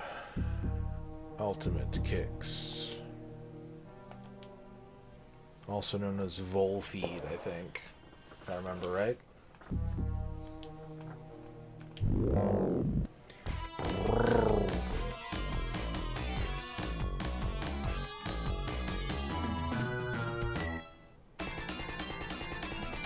Alright, let me...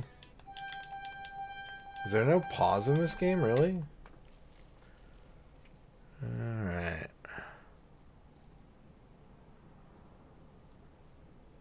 Okay.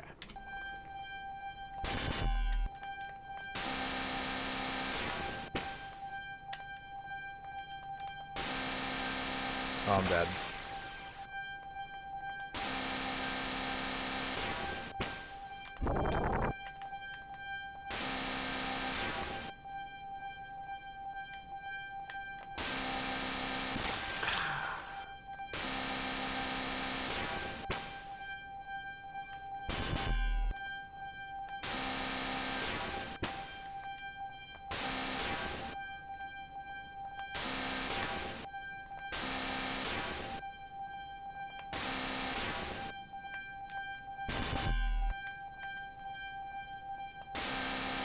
Ultimate tinnitus.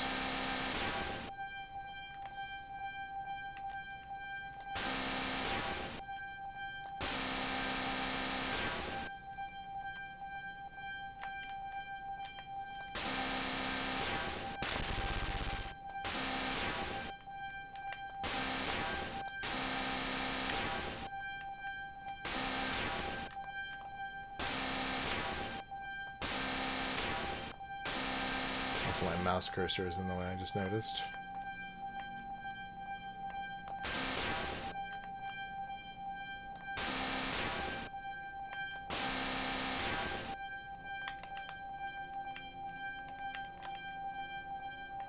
Where are you going?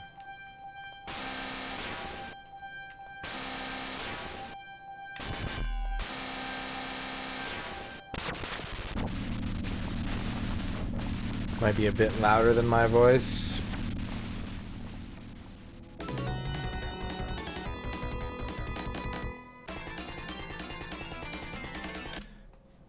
Yeah, I think it is the game.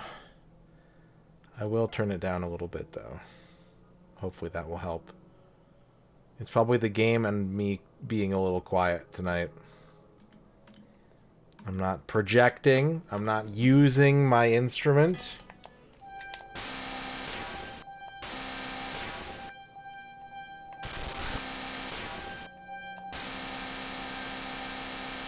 Frick.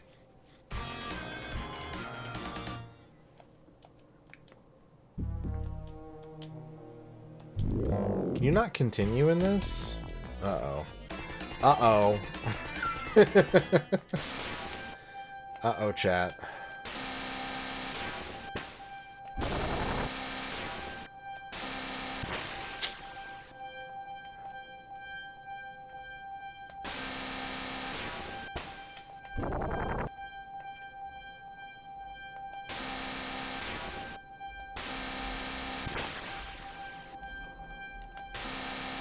Alright, we'll just start over.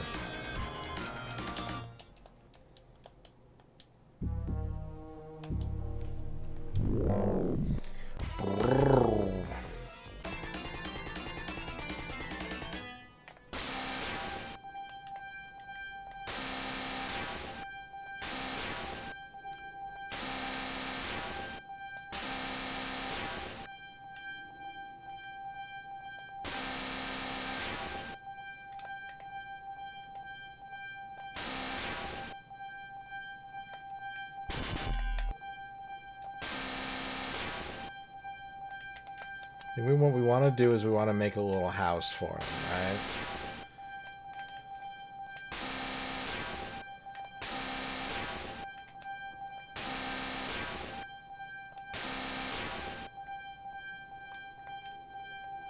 And if we can get him to go in the house, that would be so good. Whee! I think the main thing about this game is that the enemy stops. Like, the enemy stops to attack, and that's when you need to try and box it in.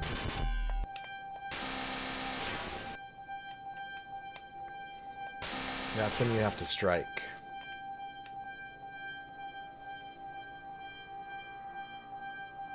Oh, oh, oh!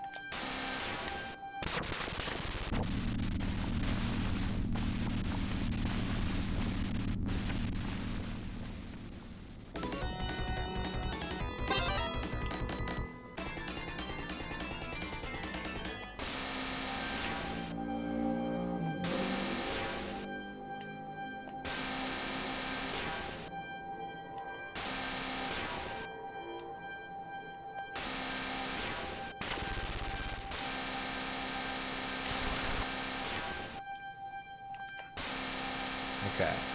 I want all three of these power-ups, so...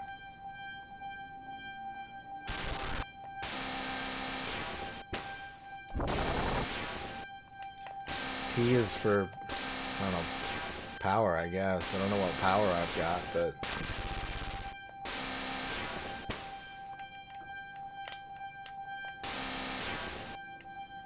Okay.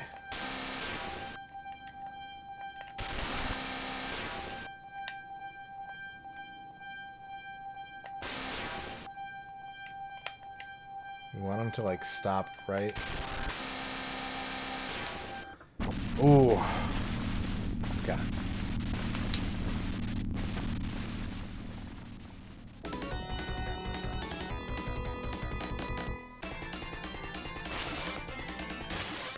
Hand. It's a big hand.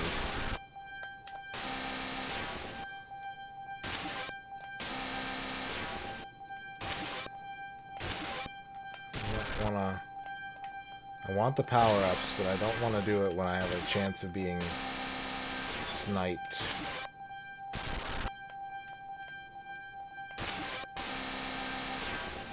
There we go. It's another one.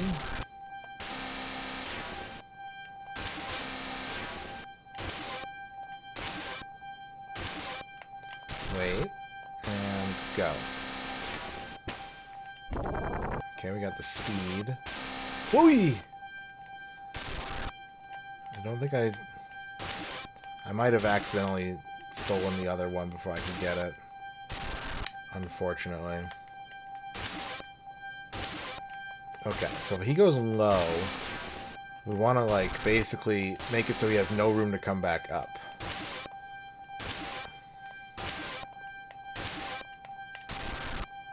Ooh, I don't like how big he is. I think we just get out of this level rather than try to get like a mega point bonus.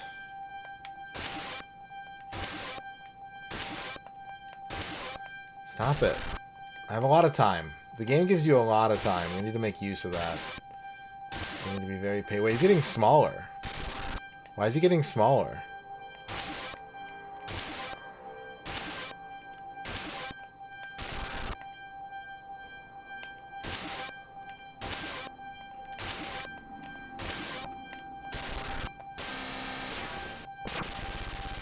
Okay, this could be good.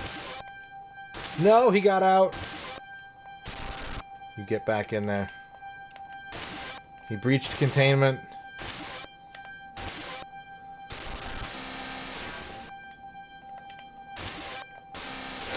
Whew.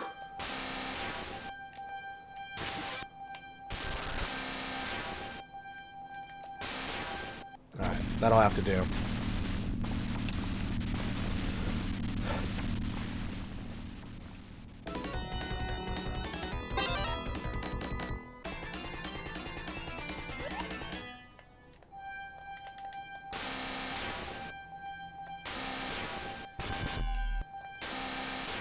We've reached crab. Did I accidentally take an item again?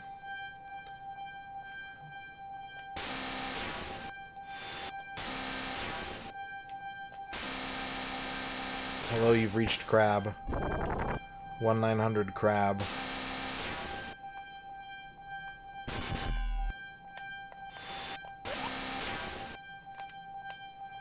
Okay, that's like a red one. That one's blinking red, so it's gotta be good!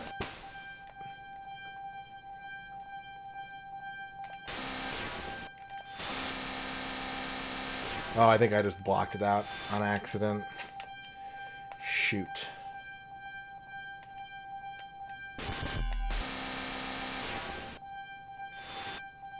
Okay, this guy can teleport? Or can he just go invisible? And what's the difference, really?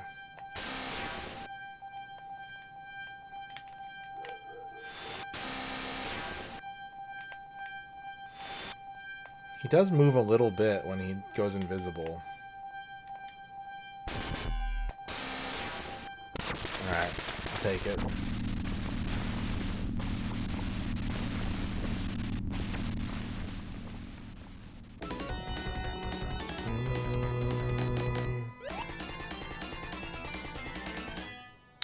That's a very excessive achievement that you just offered me, and I'm not gonna go for it.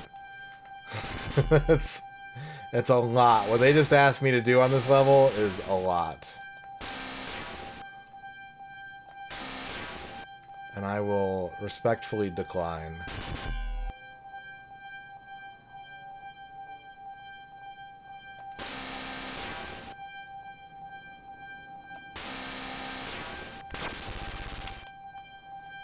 Okay, let's go over here.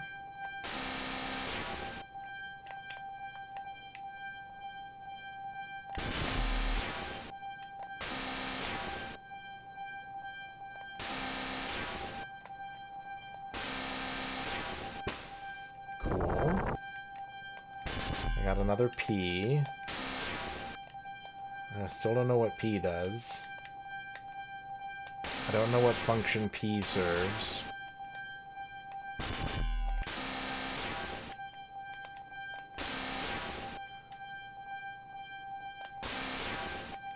Let's make sure he stays in his home. Oh, that's... Oh, I should have gone for it. If he can get back in this box... Ooh! Oh, it's too close. I'm too scared. I'm too scared.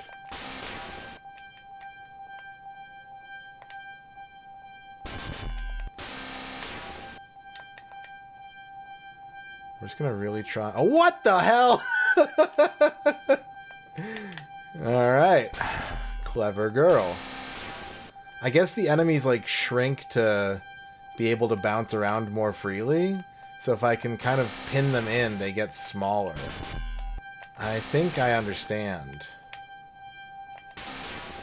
And that's good, because if they're smaller...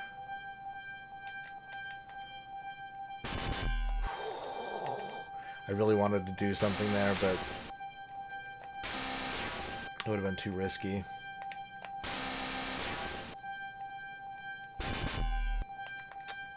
Nope. Let him go. Let him be free. I still have 2 minutes. Oh my god, he's tiny. Whoa! Okay, alright. I panicked. He got bigger again.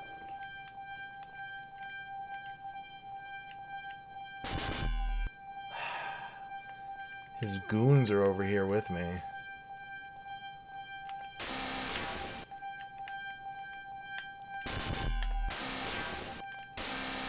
Oh, come on!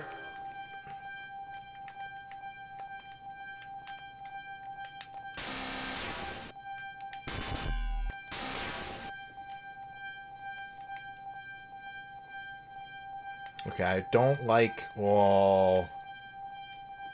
He's the littlest guy. I don't like that all the minions are here with me. I need him to leave. I need him to bounce his way out of here. It's going to be way too hard to box him in with all these guys in here with him.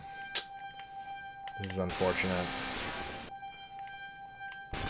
Maybe I can get lucky, but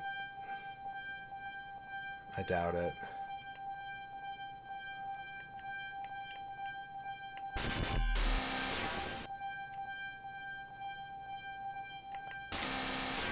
Alright. Oh, he's so tiny. He's the littlest guy.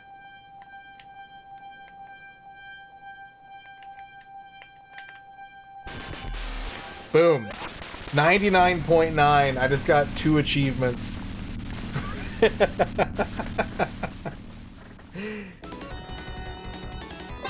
And there's a third one. There we go. There we go. We got 250,000 points. We got 500,000 points. And we got complete any round by covering at least 99% of the map. There you go, Dan Highland. Thank you for that. All right. We have 3 daily doles that have been redoled. Redolmed. So we've got to do 3 daily doles. These are for me to do. They're not for chat to do. So please don't type any hints, clues, guesses, or joke answers in the chat. No, you're good. I have that as an open challenge that anyone can provide me. It's okay to request retro achievements. Alright. We've got 3 to do.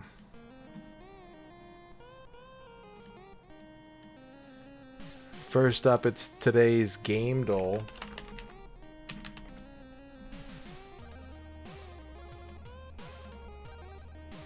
This looks like a Streets of Rage. This block up here, these jeans. It's 1 or 2. I think it's 1. No, it's 2. There we go. Streets of Rage 2. That's 1. Artwork. We got a lot of people wearing brown. A little bit of blue splashed in. A treasure chest full of pearls and jewelry. The treasure chest is interesting.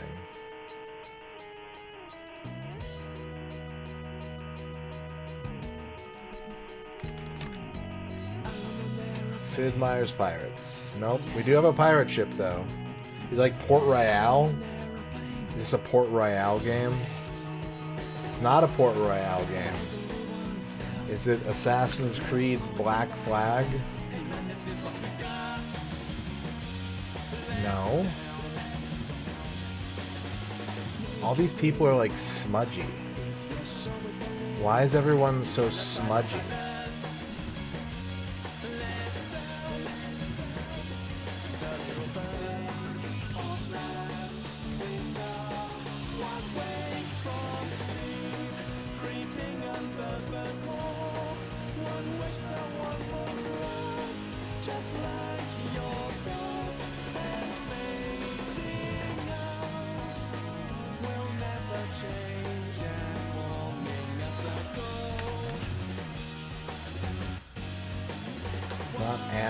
This is the thing that's supposed to be the tell.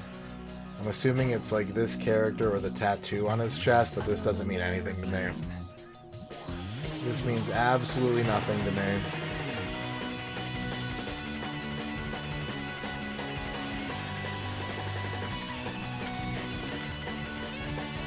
New World Aeternum.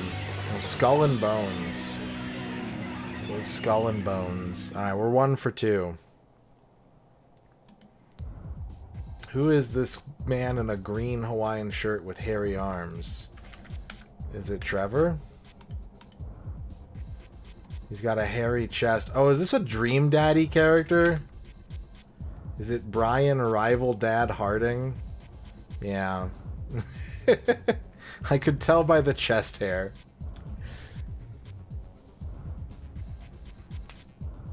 Alright, we're 2 for 3. Hotel nightclub flash-based. Flash-based. Hotel nightclub.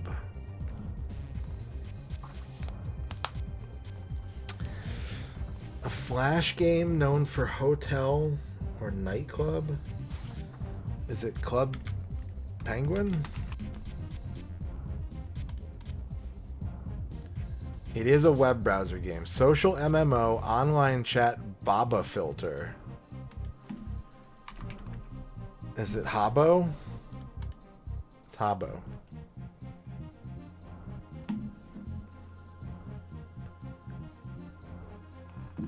It's Habbo. Alright, we are 3 for 4. We can still get a big Diego.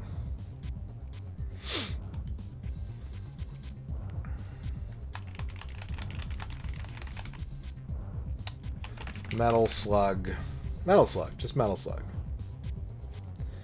Okay, it is a side view game. It's 91 to 95, but it's not a platformer, arcade, or shooter.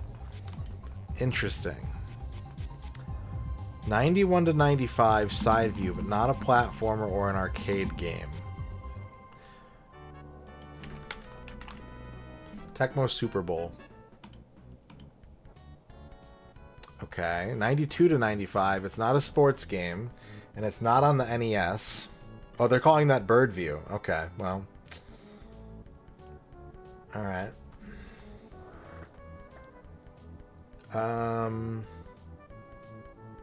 Super Metroid.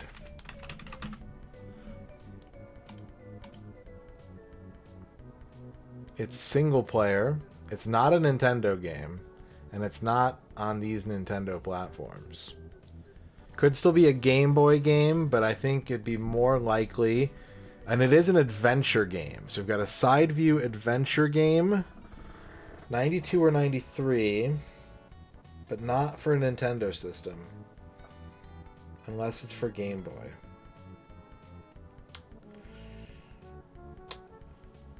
Adventure, but not platformer.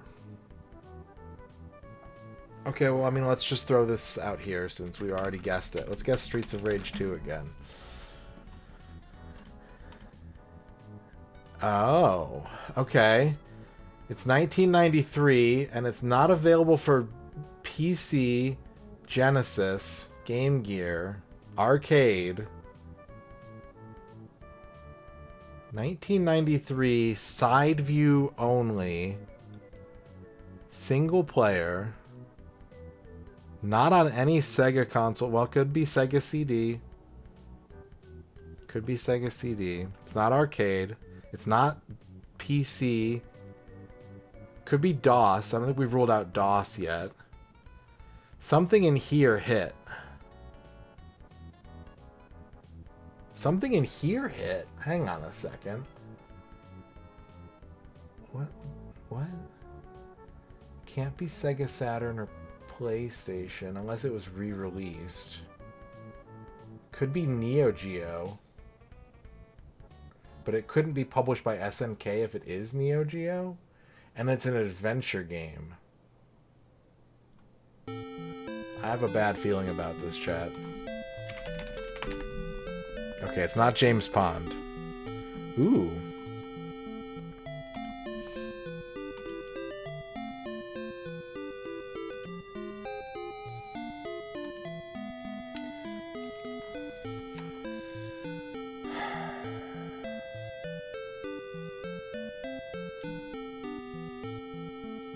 Okay. This is getting... What's here?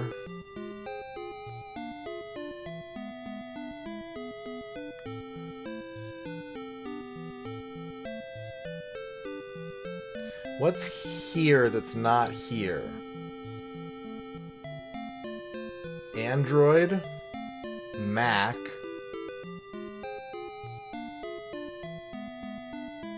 Sega Saturn if it was like if it was ported to Saturn, the Neo Geo, the PS2,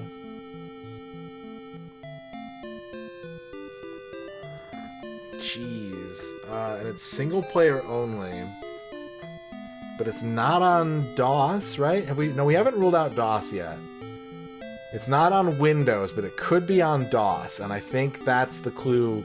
We need to think about that. We need to think about a 1993 single-player side-view game that could be on DOS, but not on Windows?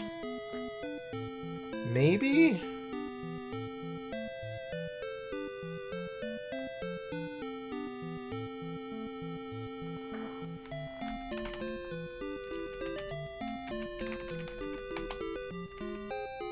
Gonna start going through Apogee games here real quick. It's got sci-fi.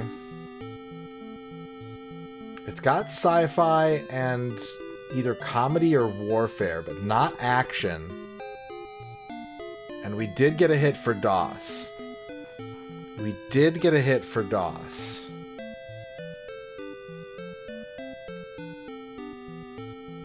Sci-fi, warfare, side view. I mean, is it... Scorched Earth isn't in here. I don't think it's going to be Worms, because Worms did get ported to a lot of these things. It's a DOS game, huh? It's a DOS game. That's an adventure game. Adventure is the only genre that's hit so far. Sci-fi comedy. Is it Space Quest? There's no Space Quest in there. Is it...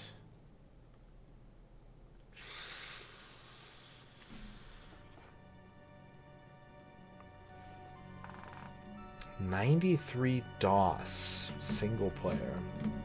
Side view. Sci-fi. Adventure. Adventure game. Not a shooter, not a platformer, not an arcade game, not a beat 'em up or a fighting game or a puzzle game. It sounds like it's going to be a point and click.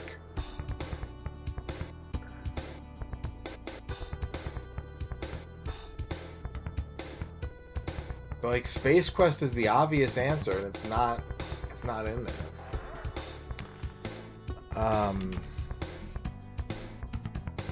Let's guess any Sierra game and see if it hits. Police Quest 3.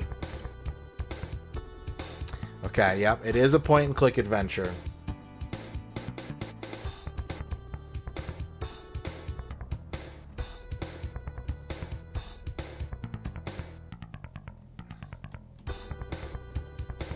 It is a point-and-click adventure.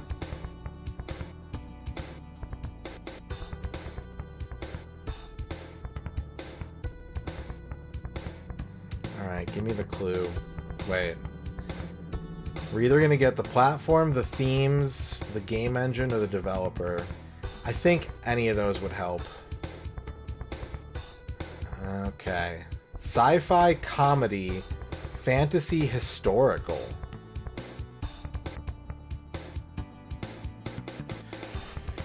$1993 point-and-click adventure, sci-fi, historical? It's like a time travel game of some kind? Point and click. Pepper's Adventures in Time? No. Comedy. Bill and Ted? No. What the fuck? Not Sierra, not Apogee.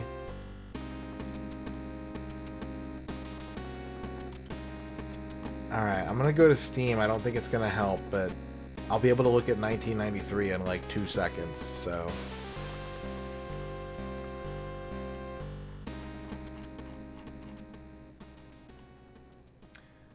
Shadow of the Comet. Sleepwalker.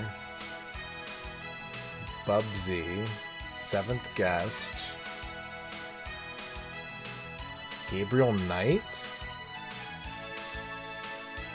No, it's not a Sierra game. It can't be Gabriel Knight. I know there's at least 2 people in chat right now who are, like, biting a hole in their lower lip.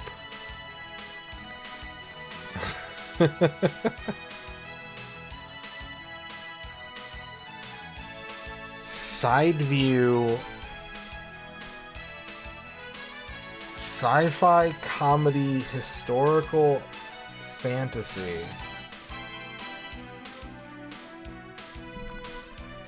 Comedy is wild.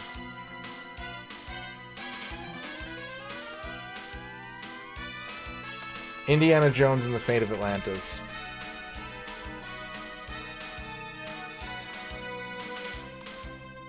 Fuck. Okay. It is either Disney or LucasArts. I am really struggling to think of like LucasArts comedy games that aren't Monkey Island. It's in the Scum engine, but it's not Indiana Jones.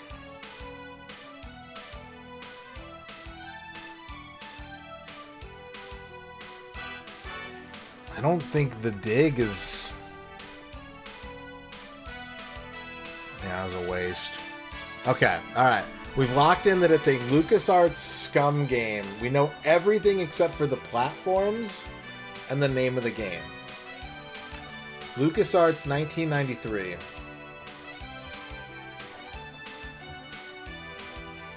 What if it is just Monkey Island? Monkey Island is like technically historical. I don't know about the sci-fi element. That's a little far-fetched.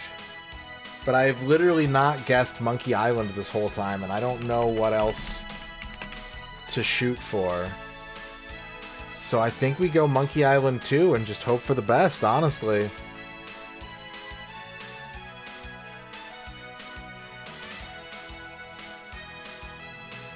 Zach McCracken. Maniac Mansion? No, that's too early. Day of the Tentacle? It's Day of the Tentacle. It's gotta be Day of the Tentacle. It's gotta be Day of the Tentacle, because yeah! Woo! We got it! Alright. Big Diego.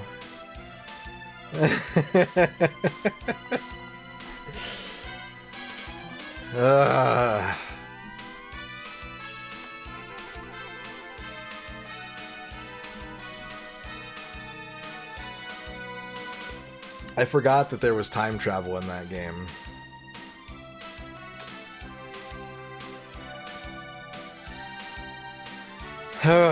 Okay. Alright. Thank you for that. Now we need to do the bandle. I don't think about Day of the Tentacle that often because I don't really like Day of the Tentacle that much. Today's bandle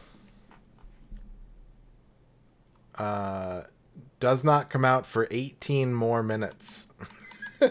So we move on to Food Guesser. We move on to Food Guesser.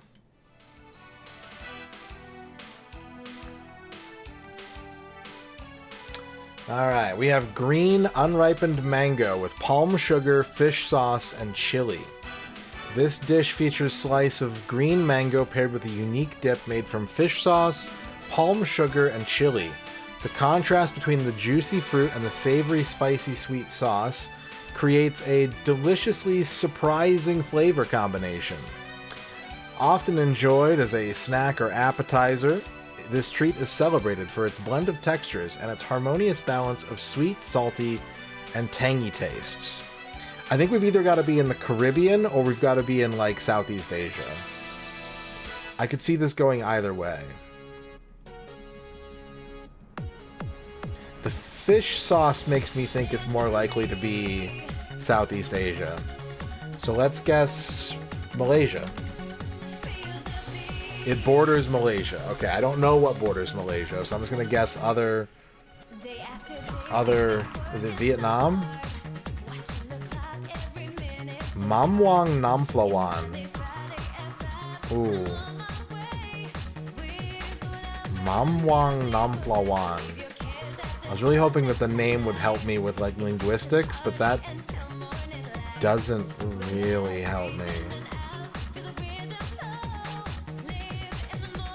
Thailand? There we go.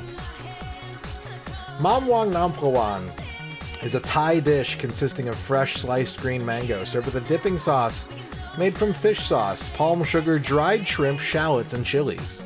The name translates to mango with sweet fish sauce.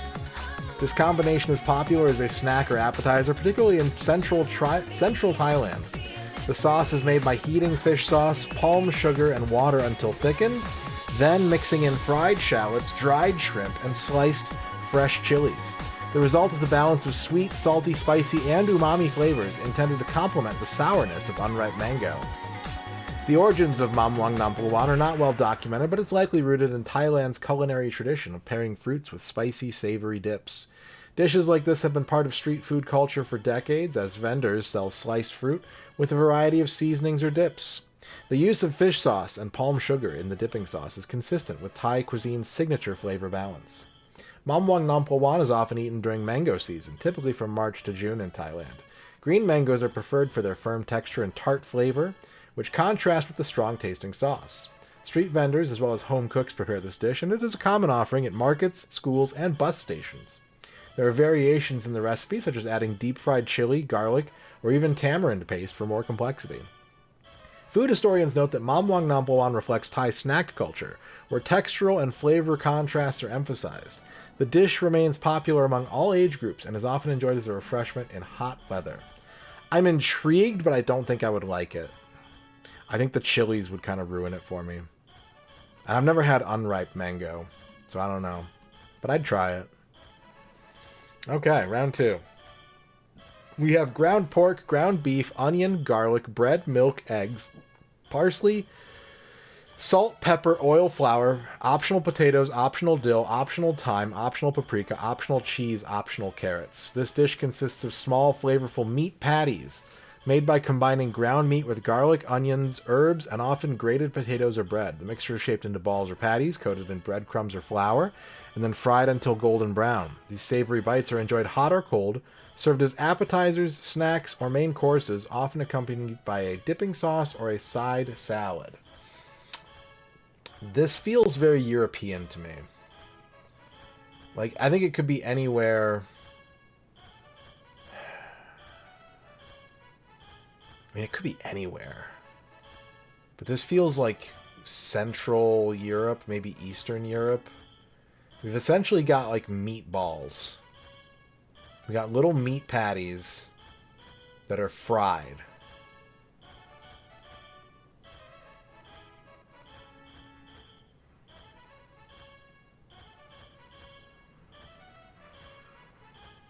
Just gonna throw Poland out there. Very hot. Southeast of Poland. Okay.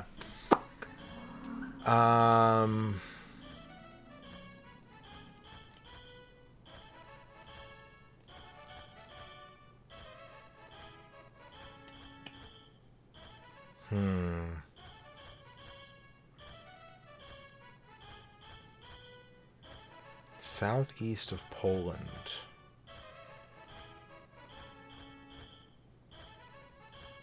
The fact that it includes pork as, like, the chief ingredient is gonna rule out some countries for sure.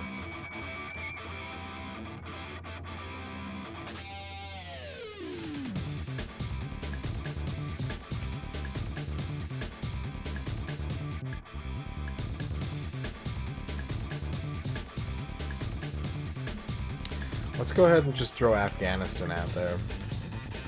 West of Afghanistan.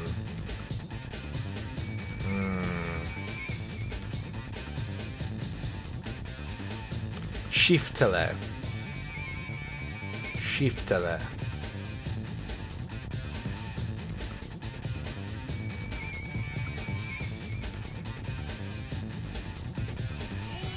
I wish I was better at geography. Like, I'm decent at sort of, like, basic conceptual geography, but I don't know what countries border other countries, and that would be really helpful in this game. Shiftele. Shiftele. Shiftele.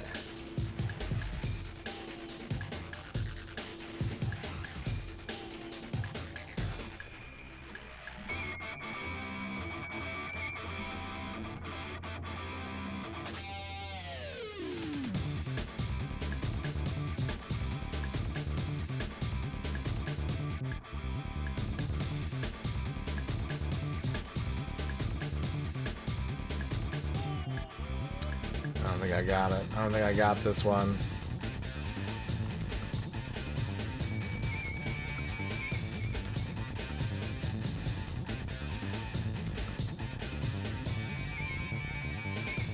Serbia. Romania. Yeah. Shiftele are Romanian meatballs, commonly made from ground pork, beef, or a mix of the two, combined with eggs, grated potatoes, onions, garlic, bread soaked in milk, and herbs like parsley and dill. The mixture is formed into small, flattened balls and fried in oil. Breadcrumbs are sometimes used for additional texture. Shiftele can also include grated carrots and other vegetables depending on the region or recipe variation.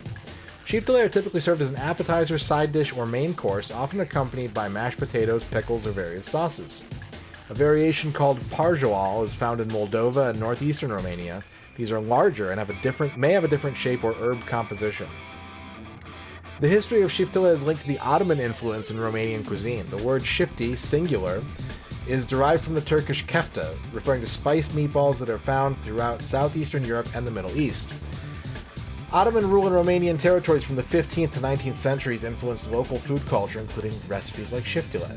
Romanian shiftele differentiate themselves from similar dishes in neighboring countries through the use of potatoes in the mixture and the addition of aromatic herbs.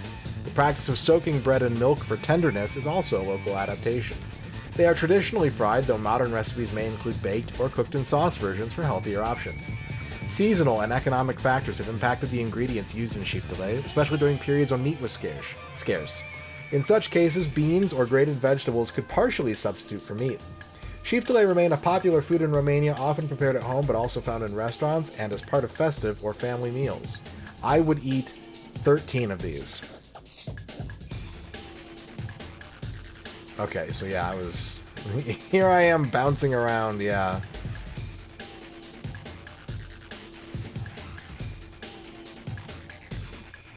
Okay. Final round.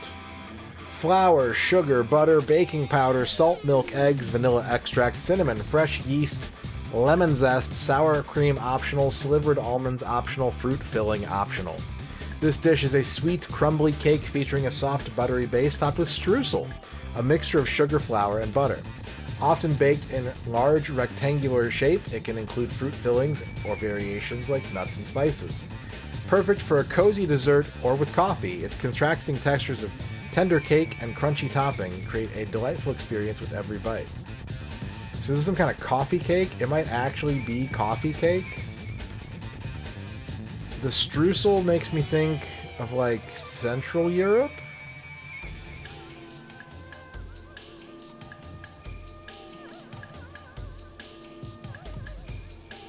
This could be like a... This could be a UK thing, maybe. East of the UK. East of... Is it Germany? There we go. Streuselkuchen. Streuselkuchen is a type of crumb cake that originated in Germany. It is particularly popular in regions such as Saxony, Silesia, and Thuringia. The dish also has roots in Poland, where it is commonly referred to as placek kraszonka. The cake is characterized by a dense cake base topped with a sweet, crumbly streusel. Streusel is made with flour, butter, and sugar, and sometimes cinnamon is added for flavor. The cake is traditionally made with yeast dough, though variations using baking powder or quark dough exist. The yeast-based version is often considered more authentic and is the most traditional form. Streuselkuchen is typically baked on a sheet pan, making it easy to serve in squares or rectangles. The dish is versatile. It can be eaten plain or with toppings like fruits, nuts, or a dusting of powdered sugar. Popular fruit additions include apples, cherries, and plums, making it a flexible recipe that adapts to seasonal fruit availability. In Germany, Streuselkuchen is commonly found in bakeries and is a staple at family gatherings and coffee breaks, known as Kaffeeklatsch. In Poland, it might show up during holiday seasons or as part of casual family meals. The popularity of Streuselkuchen has also spread beyond Central Europe, partly due to the German diaspora. The origins of Streuselkuchen are not precisely documented, but its history likely dates back several centuries. It embodies the German and Polish culinary principle of using simple, accessible ingredients to create satisfying comfort food. The cake's spread and enduring popularity highlight the cultural importance of baking in Central European, didn't I just say that? Traditions. Alright, we got 2 out of 3 today. 10,000 points is like literally 2 out of 3 max scores, so... You could call that a food guesser, Big Diego. Anything over 10,000 points. 15 would be an insane score, but I'm happy with that. Okay. I think we have to wait on doing the bandle still, right? What did it say? Daily bandle will appear in 5.5 minutes.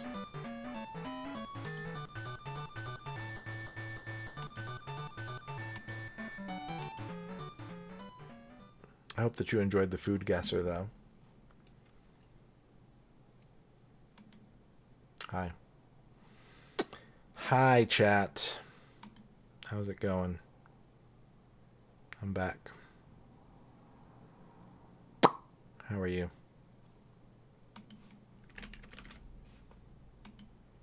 I guess we could play 5 minutes of Body Harvest until the bandle opens up. Right? Ah, I did the same thing.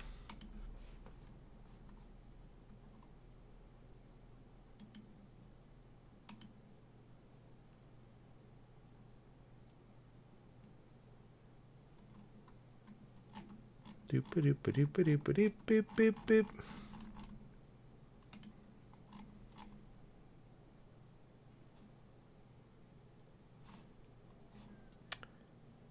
Let's see.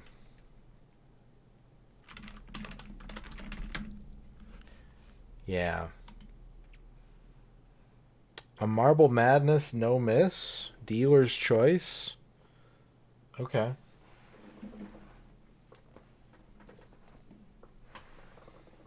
Okay, we can do that. I don't actually know off the top of my head how many stages Marble Madness has.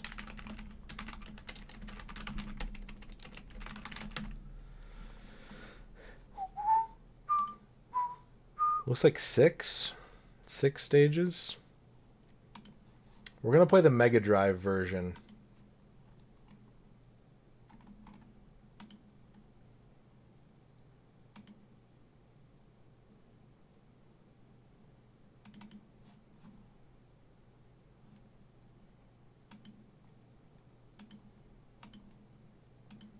Two minutes to bet.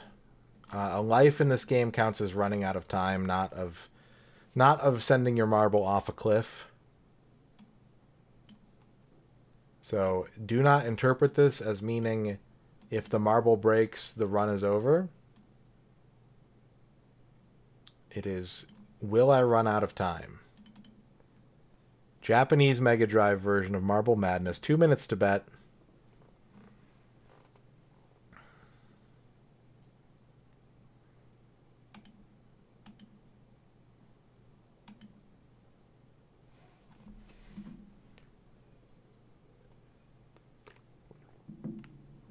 Two minutes.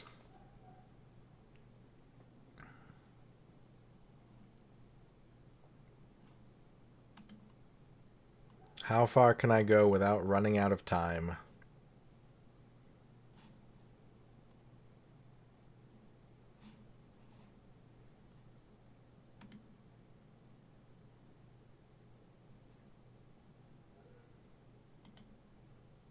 You can place your bets for the next 1 minute. Betting is open for another minute.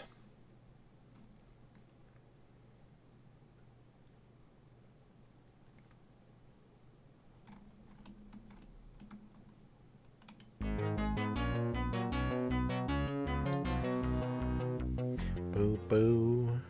Wow. A little stinger of music.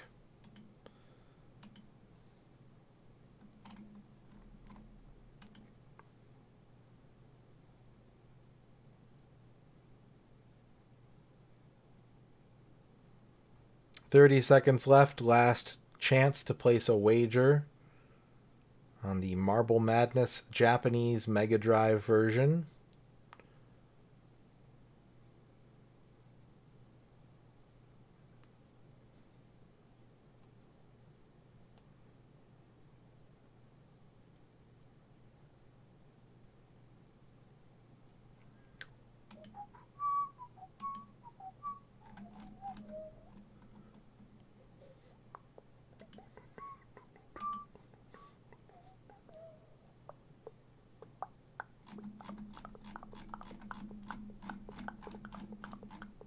All right, betting is closed. No one bet on stage one, which is you should have not bet on stage one under any circumstances. 65% say I'll beat it. 27% say I'll die on the last stage. 5% say I'll die on the silly race. This one's tricky. I don't always win this one. This is like a pure arcade port. It's a little bit harder than the average console port. So it's not a guarantee.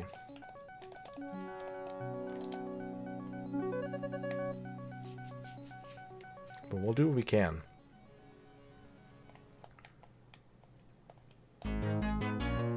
On to stage 2.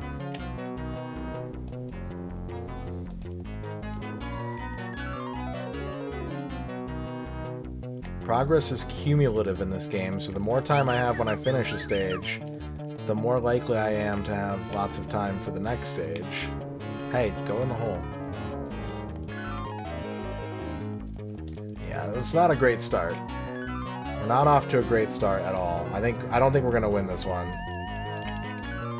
I think the odds of us winning this attempt are very low. Oh my god. Very low. What is happening? Alright, we beat stage 2. We're not finishing the game. 7 voters, I'm sorry, you've been busted. There's no way we're finishing the game. This is the hardest home port of Marble Madness, in my opinion, and it's not close.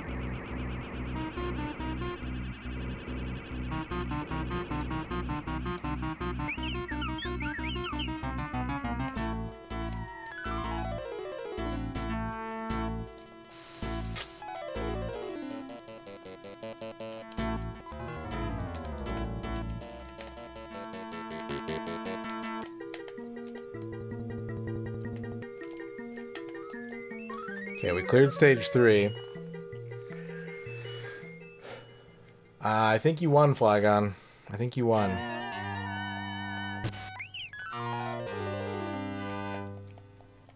We'll see.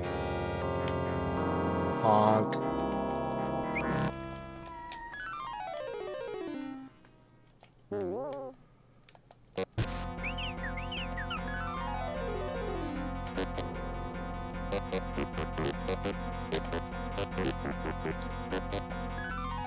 Yeah. Yeah.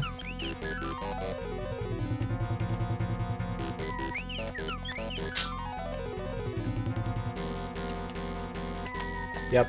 Stage 4 wins. Stage 4 wins. Tough game. Flygon with a 69-point bet. Taking the jackpot.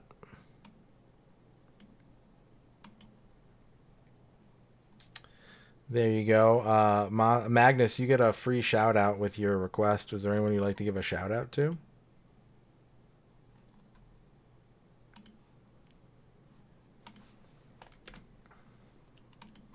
Shout out to Flygon.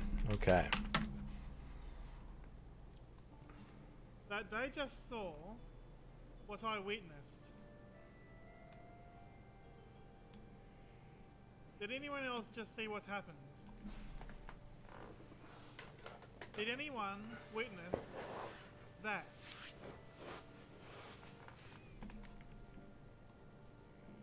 Did anyone just see what happened? I'm going to go insane. Alright, chat. There were some retro achievement requests made. There was the bandle that was redeemed. I'm going to refund all of those points. I'm going to refund your requests. Please request them in the future if you would like to see them in the future. But I have to go. Because you see, Maki Retro just went live. Because I requested that Maki play through a game as a 2D action fanatic. As someone who is one of the top speedrunners of Super Ghouls and Ghosts. I wanted to give Maki a challenge with a game unreleased in Japan. And see how he handles it.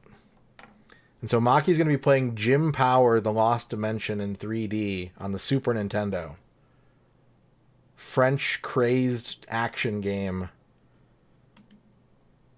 First look, you're going to see him do his very first try. And you're going to see him give it his full effort. And so I'm going to dip out. I'm going to call it there. And I will be back tomorrow and we'll play more Body Harvest. So... yeah, I hope you enjoy. If you've never gotten a chance to check out Maki before, I really, really like his streams. I can say confidently he's one of my favorite streamers. And I think you'll have a good time if you give him a chance. And I think this will be a very entertaining playthrough. And you'll get to see a lot of people in the Japanese region react to a game potentially for the first time, which is always super exciting to me. So check it out. And I'll see you tomorrow, chat. It's a short stream today. It's only 3 hours. But that's all I got for you. So here are your lizards. Enjoy the show, and we'll catch you next time. See ya.